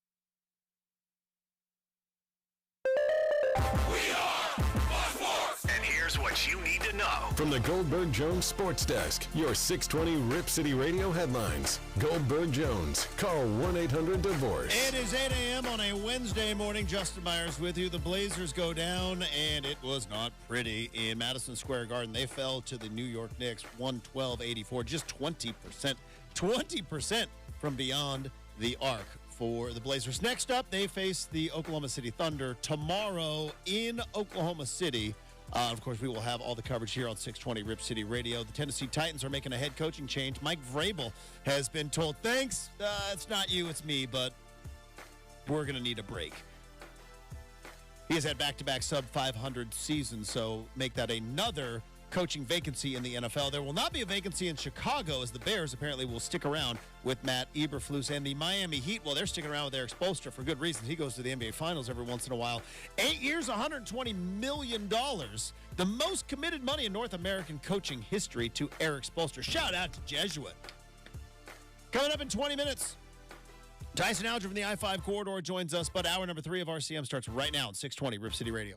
The home of the OSAA is 620 Rip City Radio. It's time for Justin Myers to wake you up here on Rip City Mornings, 620 Rip City Radio. As I just told you in the update, but I need to reset the top of the segment because I'm crazy OCD man of routine.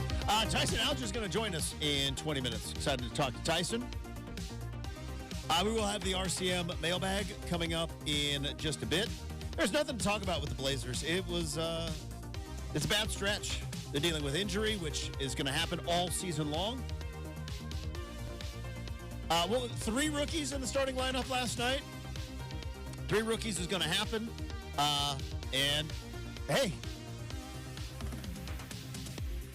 where are the Knicks right now? I mean, the Knicks are 4th in the East. That's a good team. That's a good basketball team right there. They know their identity. They know who they are. More importantly, they are undefeated, 5-0 with OG Anunoby since that trade. Was OG worth it the whole time? I was okay.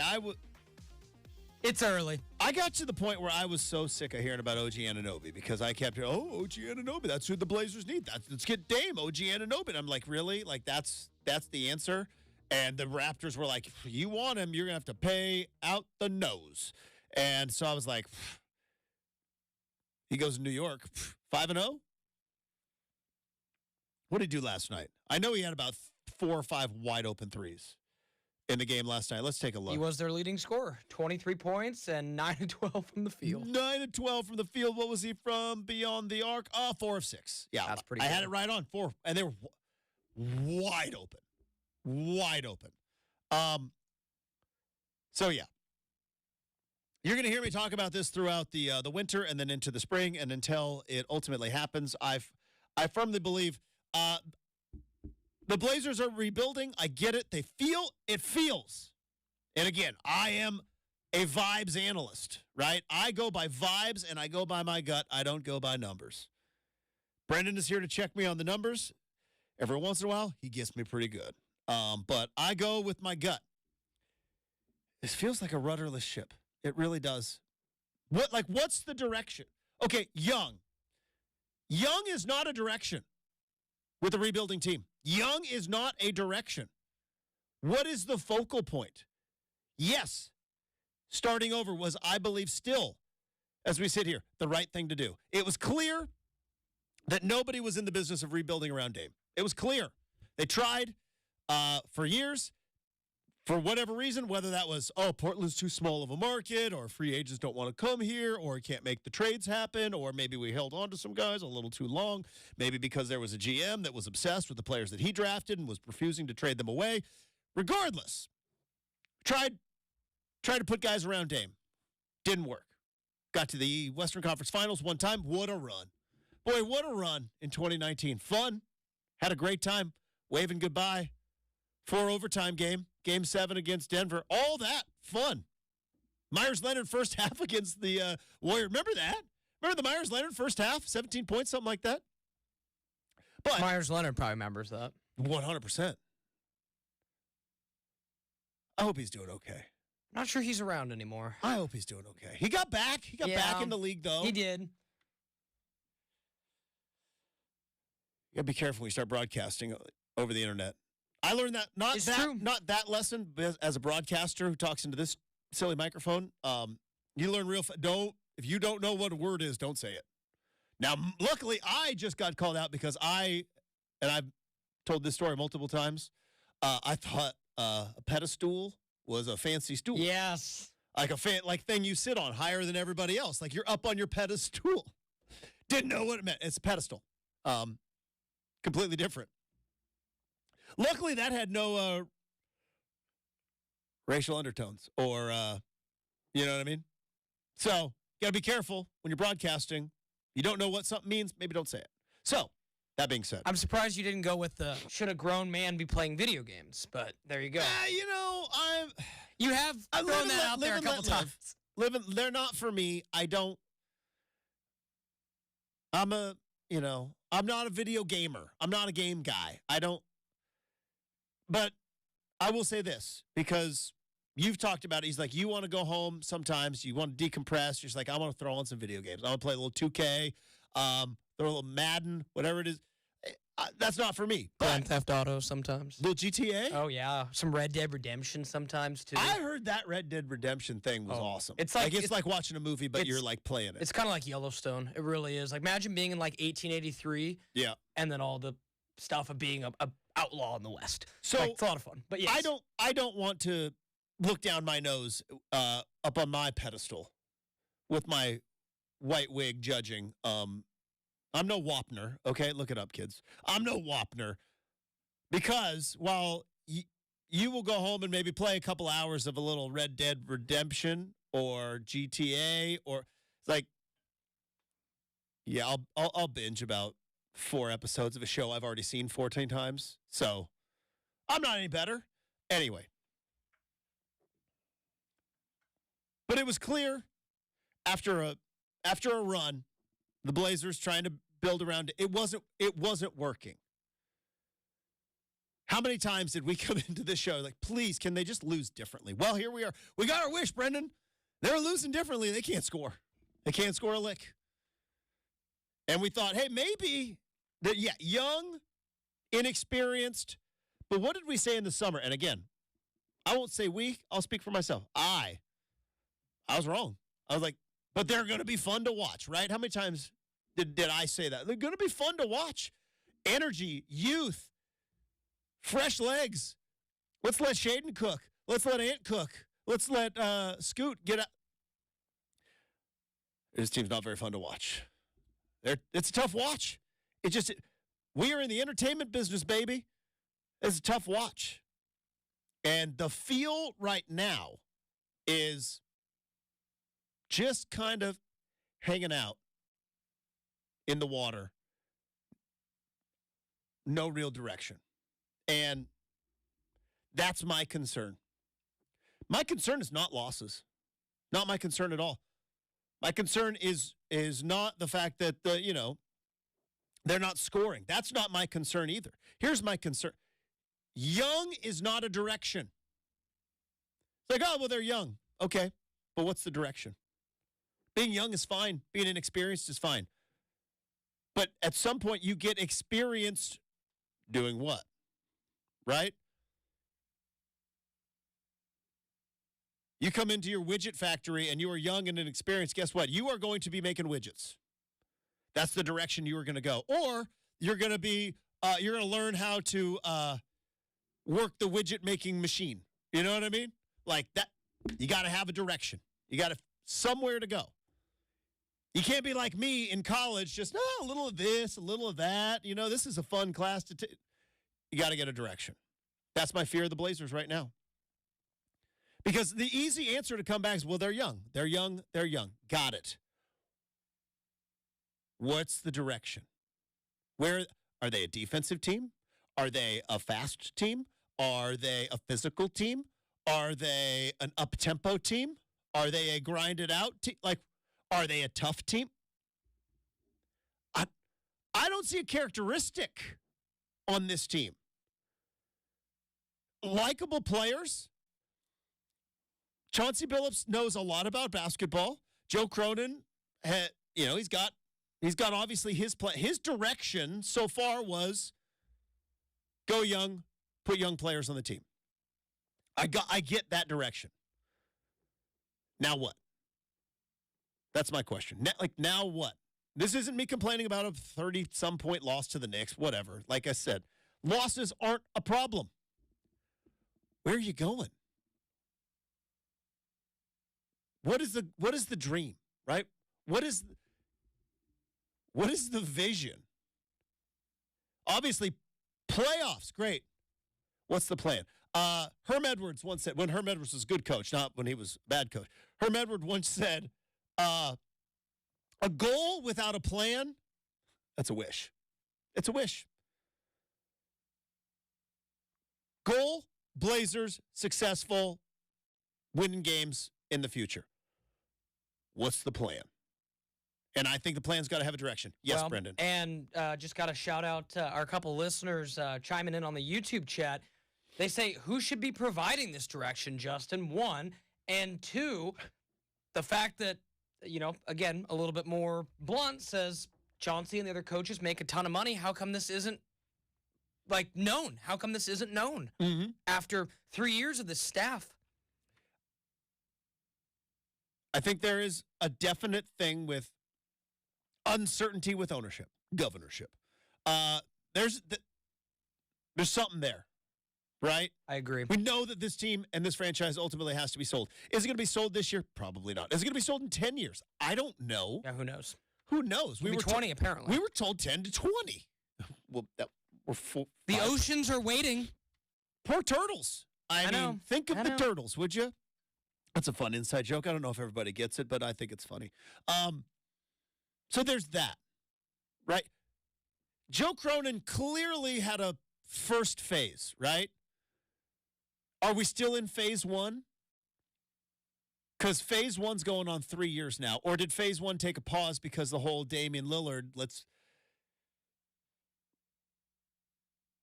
and that's, if I had to be bluntly honest,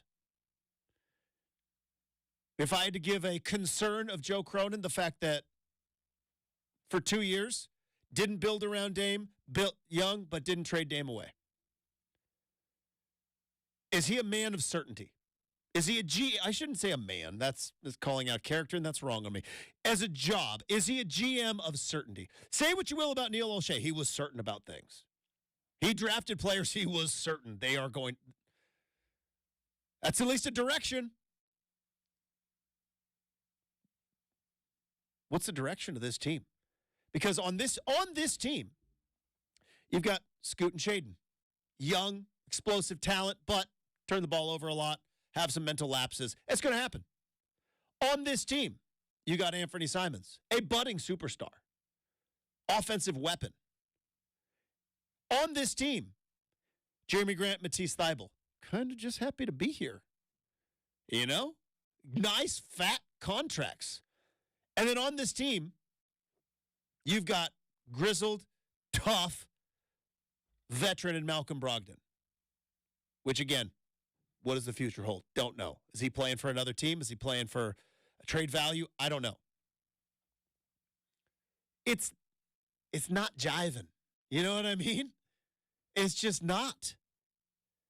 And so to go to the question, I think it's got to start with ownership, but I would imagine the direction of the team, I think it comes down to Cronin. I do. I think it comes down to Joe Cronin. He's the one that started the pull the plug, let the water run out of the tub, we're going to refill it. All right. Are we going bubble bath? Are we going shout? What are we doing?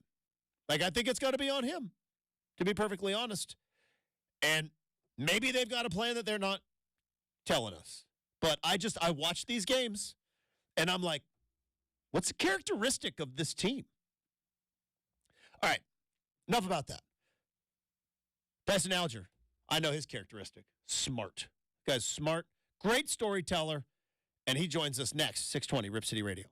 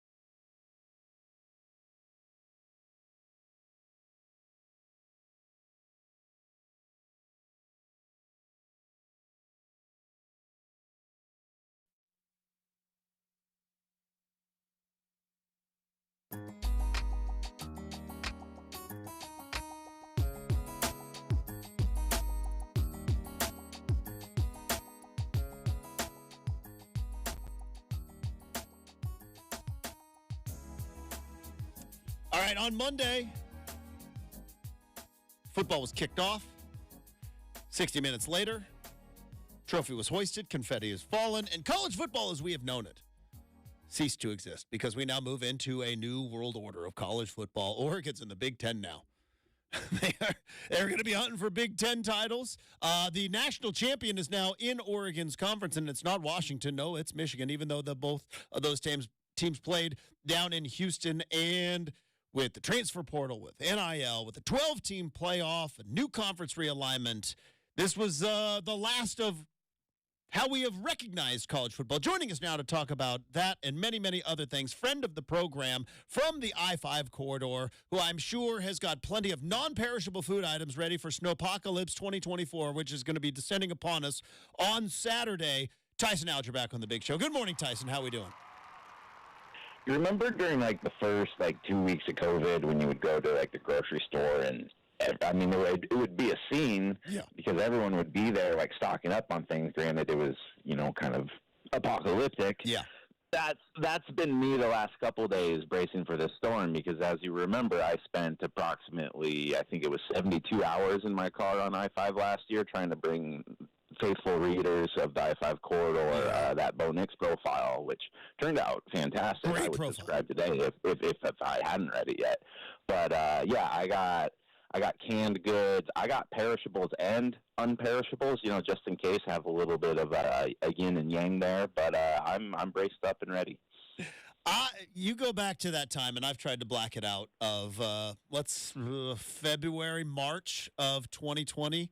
I was flippant. I was like, this is not a big deal. Look at everybody freaking out, maybe laughing to myself on the inside. Boy, did I get kicked right in the junk over the next couple of years. And probably you as an Alaskan with the snow falling, we're like, this is nothing. And then, boy, a year later, different tune. Just like months later into the 2020 thing, different tune from yours truly. Yeah, I won't be shaking my fist at the snow god saying is this all you got this year? That's not happening. As I tweeted last night, I've retired the keys for the week. I've put them up on the keychain, which I never do. I'm usually a throw them around and ask my wife wherever my keys are. But I know where they are and I know where they're not going, and that's in the car this week. My entire life, I have had a plan of I want a dish or a box or something that, Tyson, the only thing that goes in there is car keys, right? That has been, why is it that every time and I've had 50 different versions of said dish, bowl, box, deck, whatever. A lot of change ends up in there, multiple sunglasses, junk mail, coupons, yet my keys never in there. Is that a universal thing, or is that just me? Oh, absolutely. When I was 20 and renting a duplex in Montana, I remember telling my landlord at the time that I had a key thing, and I always lose my keys, and I'm just a forgetful person. And he told me that I wasn't forgetful, I just don't prioritize things. And he used the example of, I'm sure you know exactly where all certain magazines are within your house. And I said, you know what, you're right. I need to think about where I actually leave my keys. So anyways, let's talk about some football. Let's do it. All right. So I talked about this earlier today. My biggest frustration this week, Tyson, comes from the fact that I am an Oregon homer. Even though my lovely wife is a Washington alum, those rivalries still run deep. And I don't like the fact that over the last couple of hours, or the last 24 hours, I have had to essentially defend Michael Penix.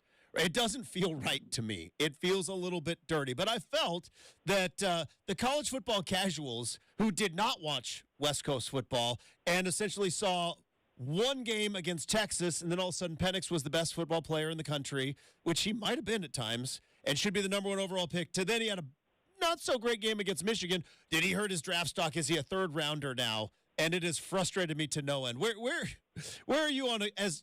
Like me, you have watched Michael Penix play for 2 years, and then to see what happened in Houston, obviously a little frustrating for him, but to see also the reaction of oh, boy, is Penix a little overrated? Is he going to be a third rounder? It's upset me because I've almost had to defend the best player on my rival. Right, but ultimately that's better than the alternative, right? Of having to be the guy of like, oh yeah, this guy that everyone's hailing as the new best player in the country, and oh my gosh, Washington football. Well, yeah, my Oregon Ducks were almost as good as that team. Yeah. Like, it's not like Penix came out and threw 10 touchdowns, and everyone's like saying like this is the new face of West Coast football, and how did Washington do it, and what is happening with DeBoer's offensive system that creates such juggernauts like this? Chip Kelly 3.0. You don't have to do that. Instead, you get to do the traditional West Coast thing, which we are so versed in doing, of being like, we're not that bad, guys. You know, we're Penix. He's not that bad. Like, he was good at times, and I think that's really a position of strength from us on the West Coast, where we're perennially like overlooked. You don't want to be going into the Big Ten as like the biggest team in the Big Ten, or as like the biggest story of the Big Ten. You kind of want to just like sneak your way in there and then take over. And I think it would have been a tough situation for you if for the next year you had to tell everybody, yeah, like Michael Penix is that good, but Oregon's been better. Like Marcus Mariota, he was way better than, you don't have to do that thing. Instead, you get to just, be a good husband and be supportive and, kind of smile through those fake tears. And, you're still here. It's a bit of a bummer. I was told that on Monday my wife was watching the game without me. The Washington Alumni Association. There's one in Portland, believe it or not. She was watching it with her friends, her Husky Purple friends. She would not be watching it with me because even though I stayed silent through the semifinal, Tyson, I was told, I know what you're thinking. Did you have parameters on like communication? Like, were you allowed to text? It was there was a couple of texts back and forth. And how did you dip those toes into the water? Because I mean, that said that like there wasn't a whole lot of like, hey, you guys are looking good texts like to send out. Yeah, it didn't start well. There was a smudge in the middle where it's like maybe, but and then at one point I got the this game is over. I'm coming home. And that was it's like we all right. We're gonna move on as a household, but. Let me ask you this. Tyson Alger from the I-5 Corridor joining us. On Monday, we had Cam Meller from the College Football Network on the show, and we were talking about, again, the fact that it seemed as though after Washington beat Texas, there were a lot of people in the college football world who just realized who Michael Penix Jr. was and realized, he throws dimes. His receivers never drop the ball. Obviously, that changed Monday night, but he brought up the fact that even in the Pac-12's best football year, which was this year, it seems the consensus is people do not want to stay up late to watch West Coast football. Do you think that changes now that they're wearing a different emblem on their, on their jersey because it's a Big Ten emblem and not a Pac-12 emblem? Are Big Ten fans going to be like, yeah, we stay up late now because we've got a West Coast wing of our conference, or is West Coast football, as you kind of mentioned it, still going to be in the, oh boy, that's really, really late category? That's a fascinating one, Justin, that I hadn't really thought of. There we go. I think you'll get, especially for this first year, you'll probably get some, people staying up who wouldn't traditionally stay up. But I imagine it'll eventually fragment into the fan base of who's playing. Because, I mean, like, if Michigan's coming over and playing Oregon, like, after a late-night game, granted, I doubt they're going to schedule those East Coast teams for, like, a 7:30 kick in Eugene. I imagine that fan base is staying up, but I don't know if like 2 or 3 years. I mean, like we all just kind of care about what we care about, and I don't know if throwing like a Big Ten logo on the Ducks is going to make it that much different. Especially, it'll be interesting during the non-conference season before you're actually playing like this loaded Big Ten schedule. But I think there's definitely going to be more eyeballs on it. Just from I've been trying to watch the Big Ten Network a little bit the last week to kind of get like a feel for what I'm getting into. And it was kind of felt weird because the Pac-12 Network's still going, and I had a good thing with them, but it's just the promotional wing of the Big Ten is impressively larger than what the Pac-12 has. So I don't know if all of a sudden people's sleep schedules are going to be changing, but I do think like the day after morning talk about schedule is going to be different just because it's quite the media empire that they have in the Big Ten there, and I just don't know if that's necessarily going to flip and people are staying up till 2-3 in the morning to watch 7:30 kick, but I think they'll at least be versed on what's happening with it. By the way, shout out to the Pac-12 Network. A lot of very good people, a lot of hardworking people that work there. It's been a punching bag for a lot of years. Not their fault, because again, I know people that work there, and as someone who hosted a former TV show on a network that was, well, the ship was going down, and my show had to be we were the orchestra that was playing on the deck of the Titanic as it was going down. Shout out to them for their hard work and the professionalism in what was probably the oddest of seasons and weeks leading up to what is ultimately going to be the decline of the Pac-12 network. Oh, completely. I mean, just like the people like Ashley Adamson, Yogi Roth, Mike Yam when he used to work there. You know, it's funny because we've had Yogi on for a podcast and a story throughout this year, and I was really interested to see like how his personality changes a little bit because like I've never met anyone in my life who has been more like sunshine, rainbows, and Pac-12 than Yogi Roth.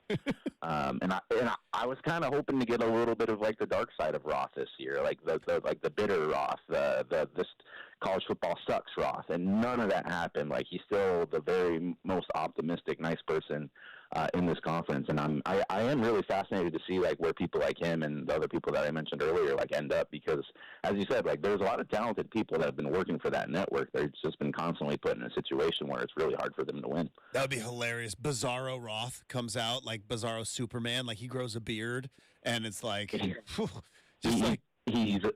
just talks about like SEC front sevens.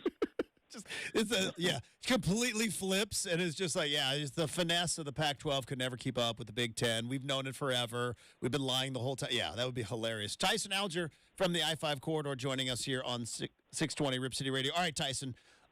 It's been also an interesting week for Oregon football. It's been a tough spot because Washington's in the national title game, but there's been a lot of positives, and go with me on this journey real quick because you were there as a beat reporter when Willie Taggart left and Mario Cristobal was given the keys, and there seemed to be behind the scenes a very not very well kept secret that Phil Knight was throwing money upon money on Oregon assistant coaches to have them not leave to Florida State, and it was a fun little battle between Oregon and the Phil Knight money and Florida State and the pull then of Willie Taggart going to a perennial power, which was the Florida State Seminoles, and it was kind of a fun little It seems as though now the money that Phil Knight was spending years ago to keep assistant coaches in Eugene, I feel like that money is going towards guys who are NFL draft eligible because there's a lot of guys that are not going to the draft, and I don't know if it's much of a coincidence that we're in an NIL era.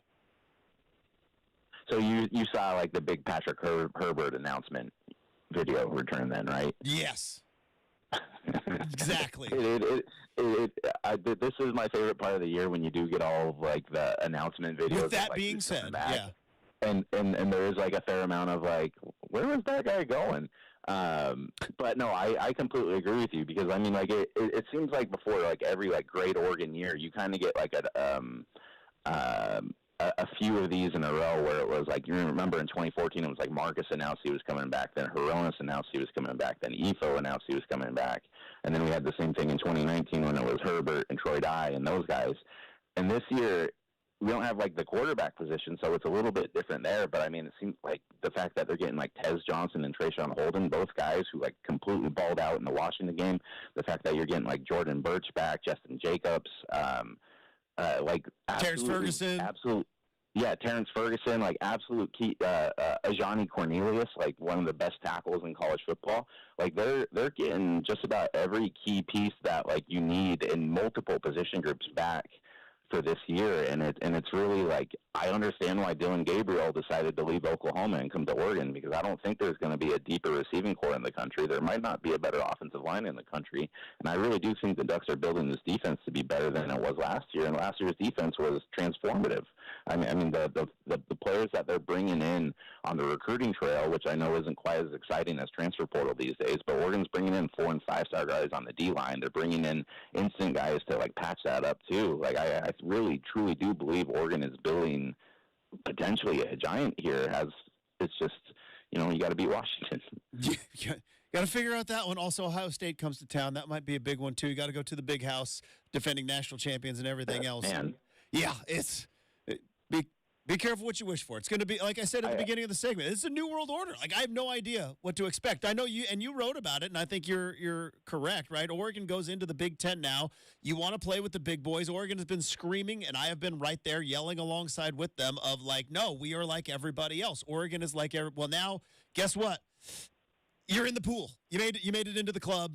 You're in with everybody else. Now we're going to find out, the swoosh effect and the landing charm and everything else, can that equate to winning the big one? Because the opportunities are now going to be there. There's no longer going to be the we're overlooked because we're in the Pac-12. That's done now, right? I'm just going to be so fascinated to see like how we learn as a media and fan base to react to losses going forward, because it's 12-team playoffs. So obviously it's not one loss and you're out. But I mean, like, again, look at Oregon's schedule next year. It's insane. You have Ohio State, you have Michigan, you have Penn State, you have Washington, you have Wisconsin. I mean, like, I think the days of teams worrying about printing up 12-0, 13-0 shirts are over, just because everyone's schedule is going to be harder than it's ever been. And so I think it'll be fascinating to see how fans learn to appreciate the highs and lows of a new season in this new era of college football going forward. Well, and also it's interesting that, like, with the 12-team playoff, we now end essentially the 9-year experiment of the CFP era. And, of course, the corridor a couple of days ago with a great picture of Mark Helfrich and Urban Meyer. Boy, talk about two paths diverged, going one way or going the other with Helfrich and Urban Meyer, both on the field and off. And then to wrap it up with Washington and Michigan. I talked to this with Cam Mellor earlier in the week. For the time it was in the 9 years, did the college football playoff work? Because, I mean, there was a lot this year. A lot of loud opinions about how got it right, got it wrong, committee's insane, the committee's geniuses. For what it was, Tyson, did it work? Because obviously it's going away now. I think it did, to be honest. Yeah. Like, the one thing that I've hated, and like you had this like 3 years into it, was like, you would have very polarizing things of like, well, this hasn't happened in the CFP era, or like it's only been these 4 teams in the CFP, and it's like we're 3 years into this darn thing. Like I think, especially as you saw like this year, like this was, maybe the championship game wasn't so fun specifically, but like the playoff was great this year. You had 4 different teams, you had 4 different styles of teams, and I just thought it was like a nice slice of college football. And like, like you're traditionally going to get a lot of like Alabama and Clemson and Florida State and Georgia's, but like that's been every era of college football ever. So I think the people who really kind of complained a lot about how like the 4 teams are the same have really just don't like college football, because that's the game. But I think obviously maybe going back in retrospect, I would have maybe gone 6 teams with like the 5 conference winners and at large, that sort of thing. But I think ultimately, like, this was better than the BCS. I know we all like to complain about things, but the playoffs has been a blast, in my opinion, when you've gotten good games, and that hasn't always happened, but that's not always college football. And I think it's going to get better.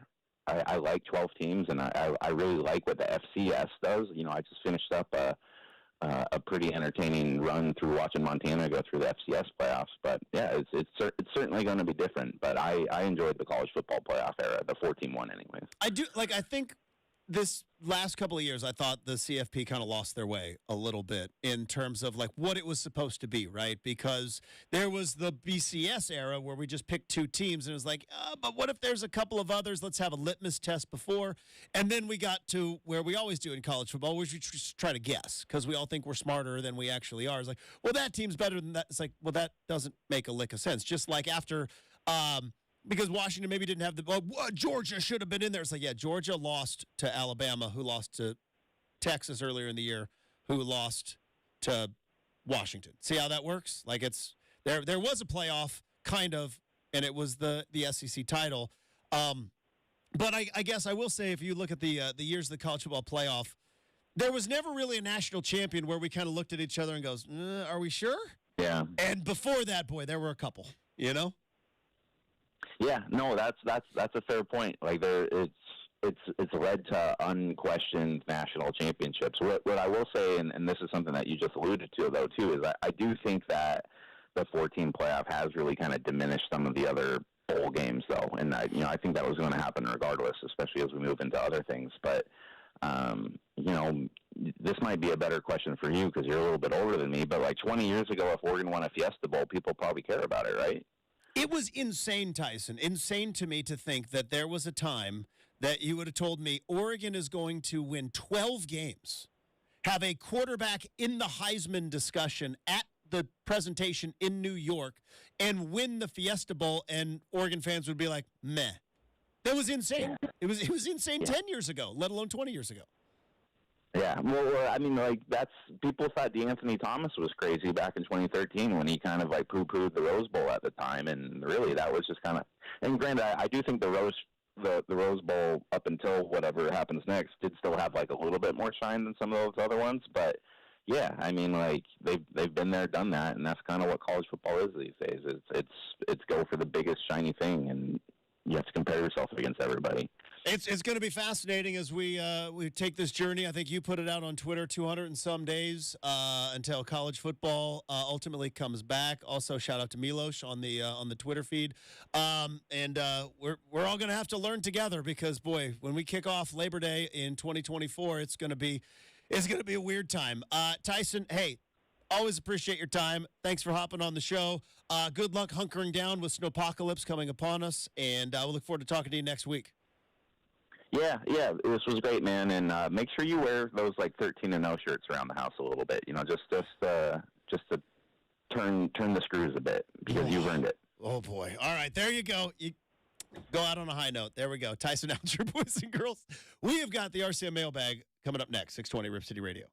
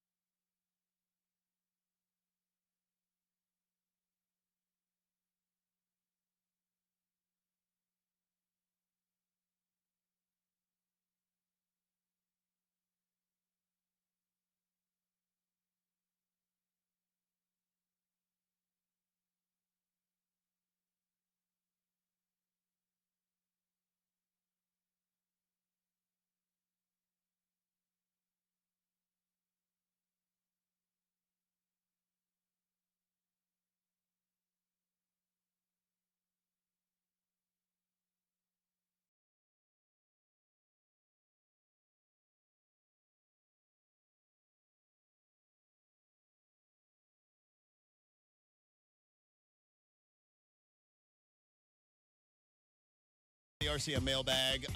Random questions, any subject, any topic. You already know it because the big voice is about to tell you. Here we go. It's time for the RCM mailbag. With any question, any topic, Justin can't duck the tough question. What do we have first? All right, opening up the big mailbag. Justin, I have to say before we get started, all-time mailbag yesterday. It was a great one with you, me, and Devon. That was a lot of fun and got to talking about a whole bunch of different stuff. So it's gonna be tough to top that, but we'll do. You know what? All we do is show up, put forth the best effort, and we'll see what happens. Right? Yeah. You never know when Radio Gold's going to happen. For sure. That's the thing I've learned over nearly 20 years in this business. You can't try to just manufacture Radio Gold. It shows up. It shows up when it shows up. We don't know.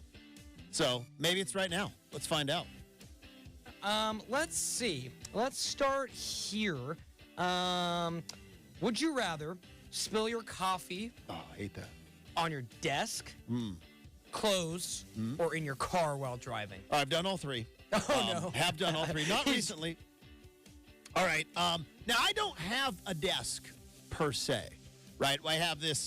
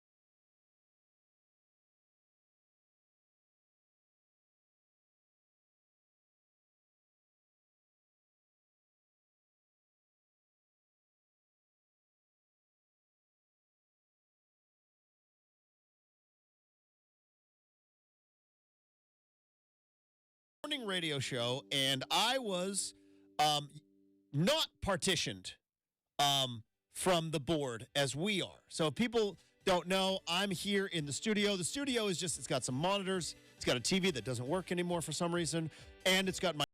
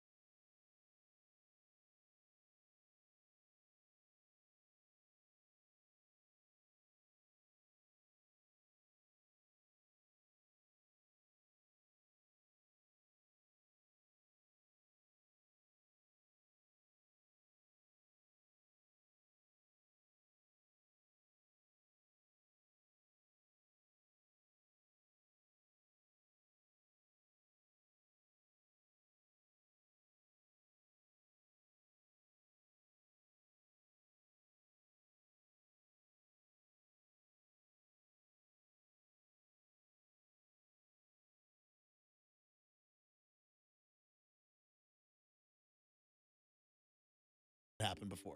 Nightmare scenario. All right, that's going to do it for the show. Thanks to Tyson Alger. Thanks to super producer Brendan.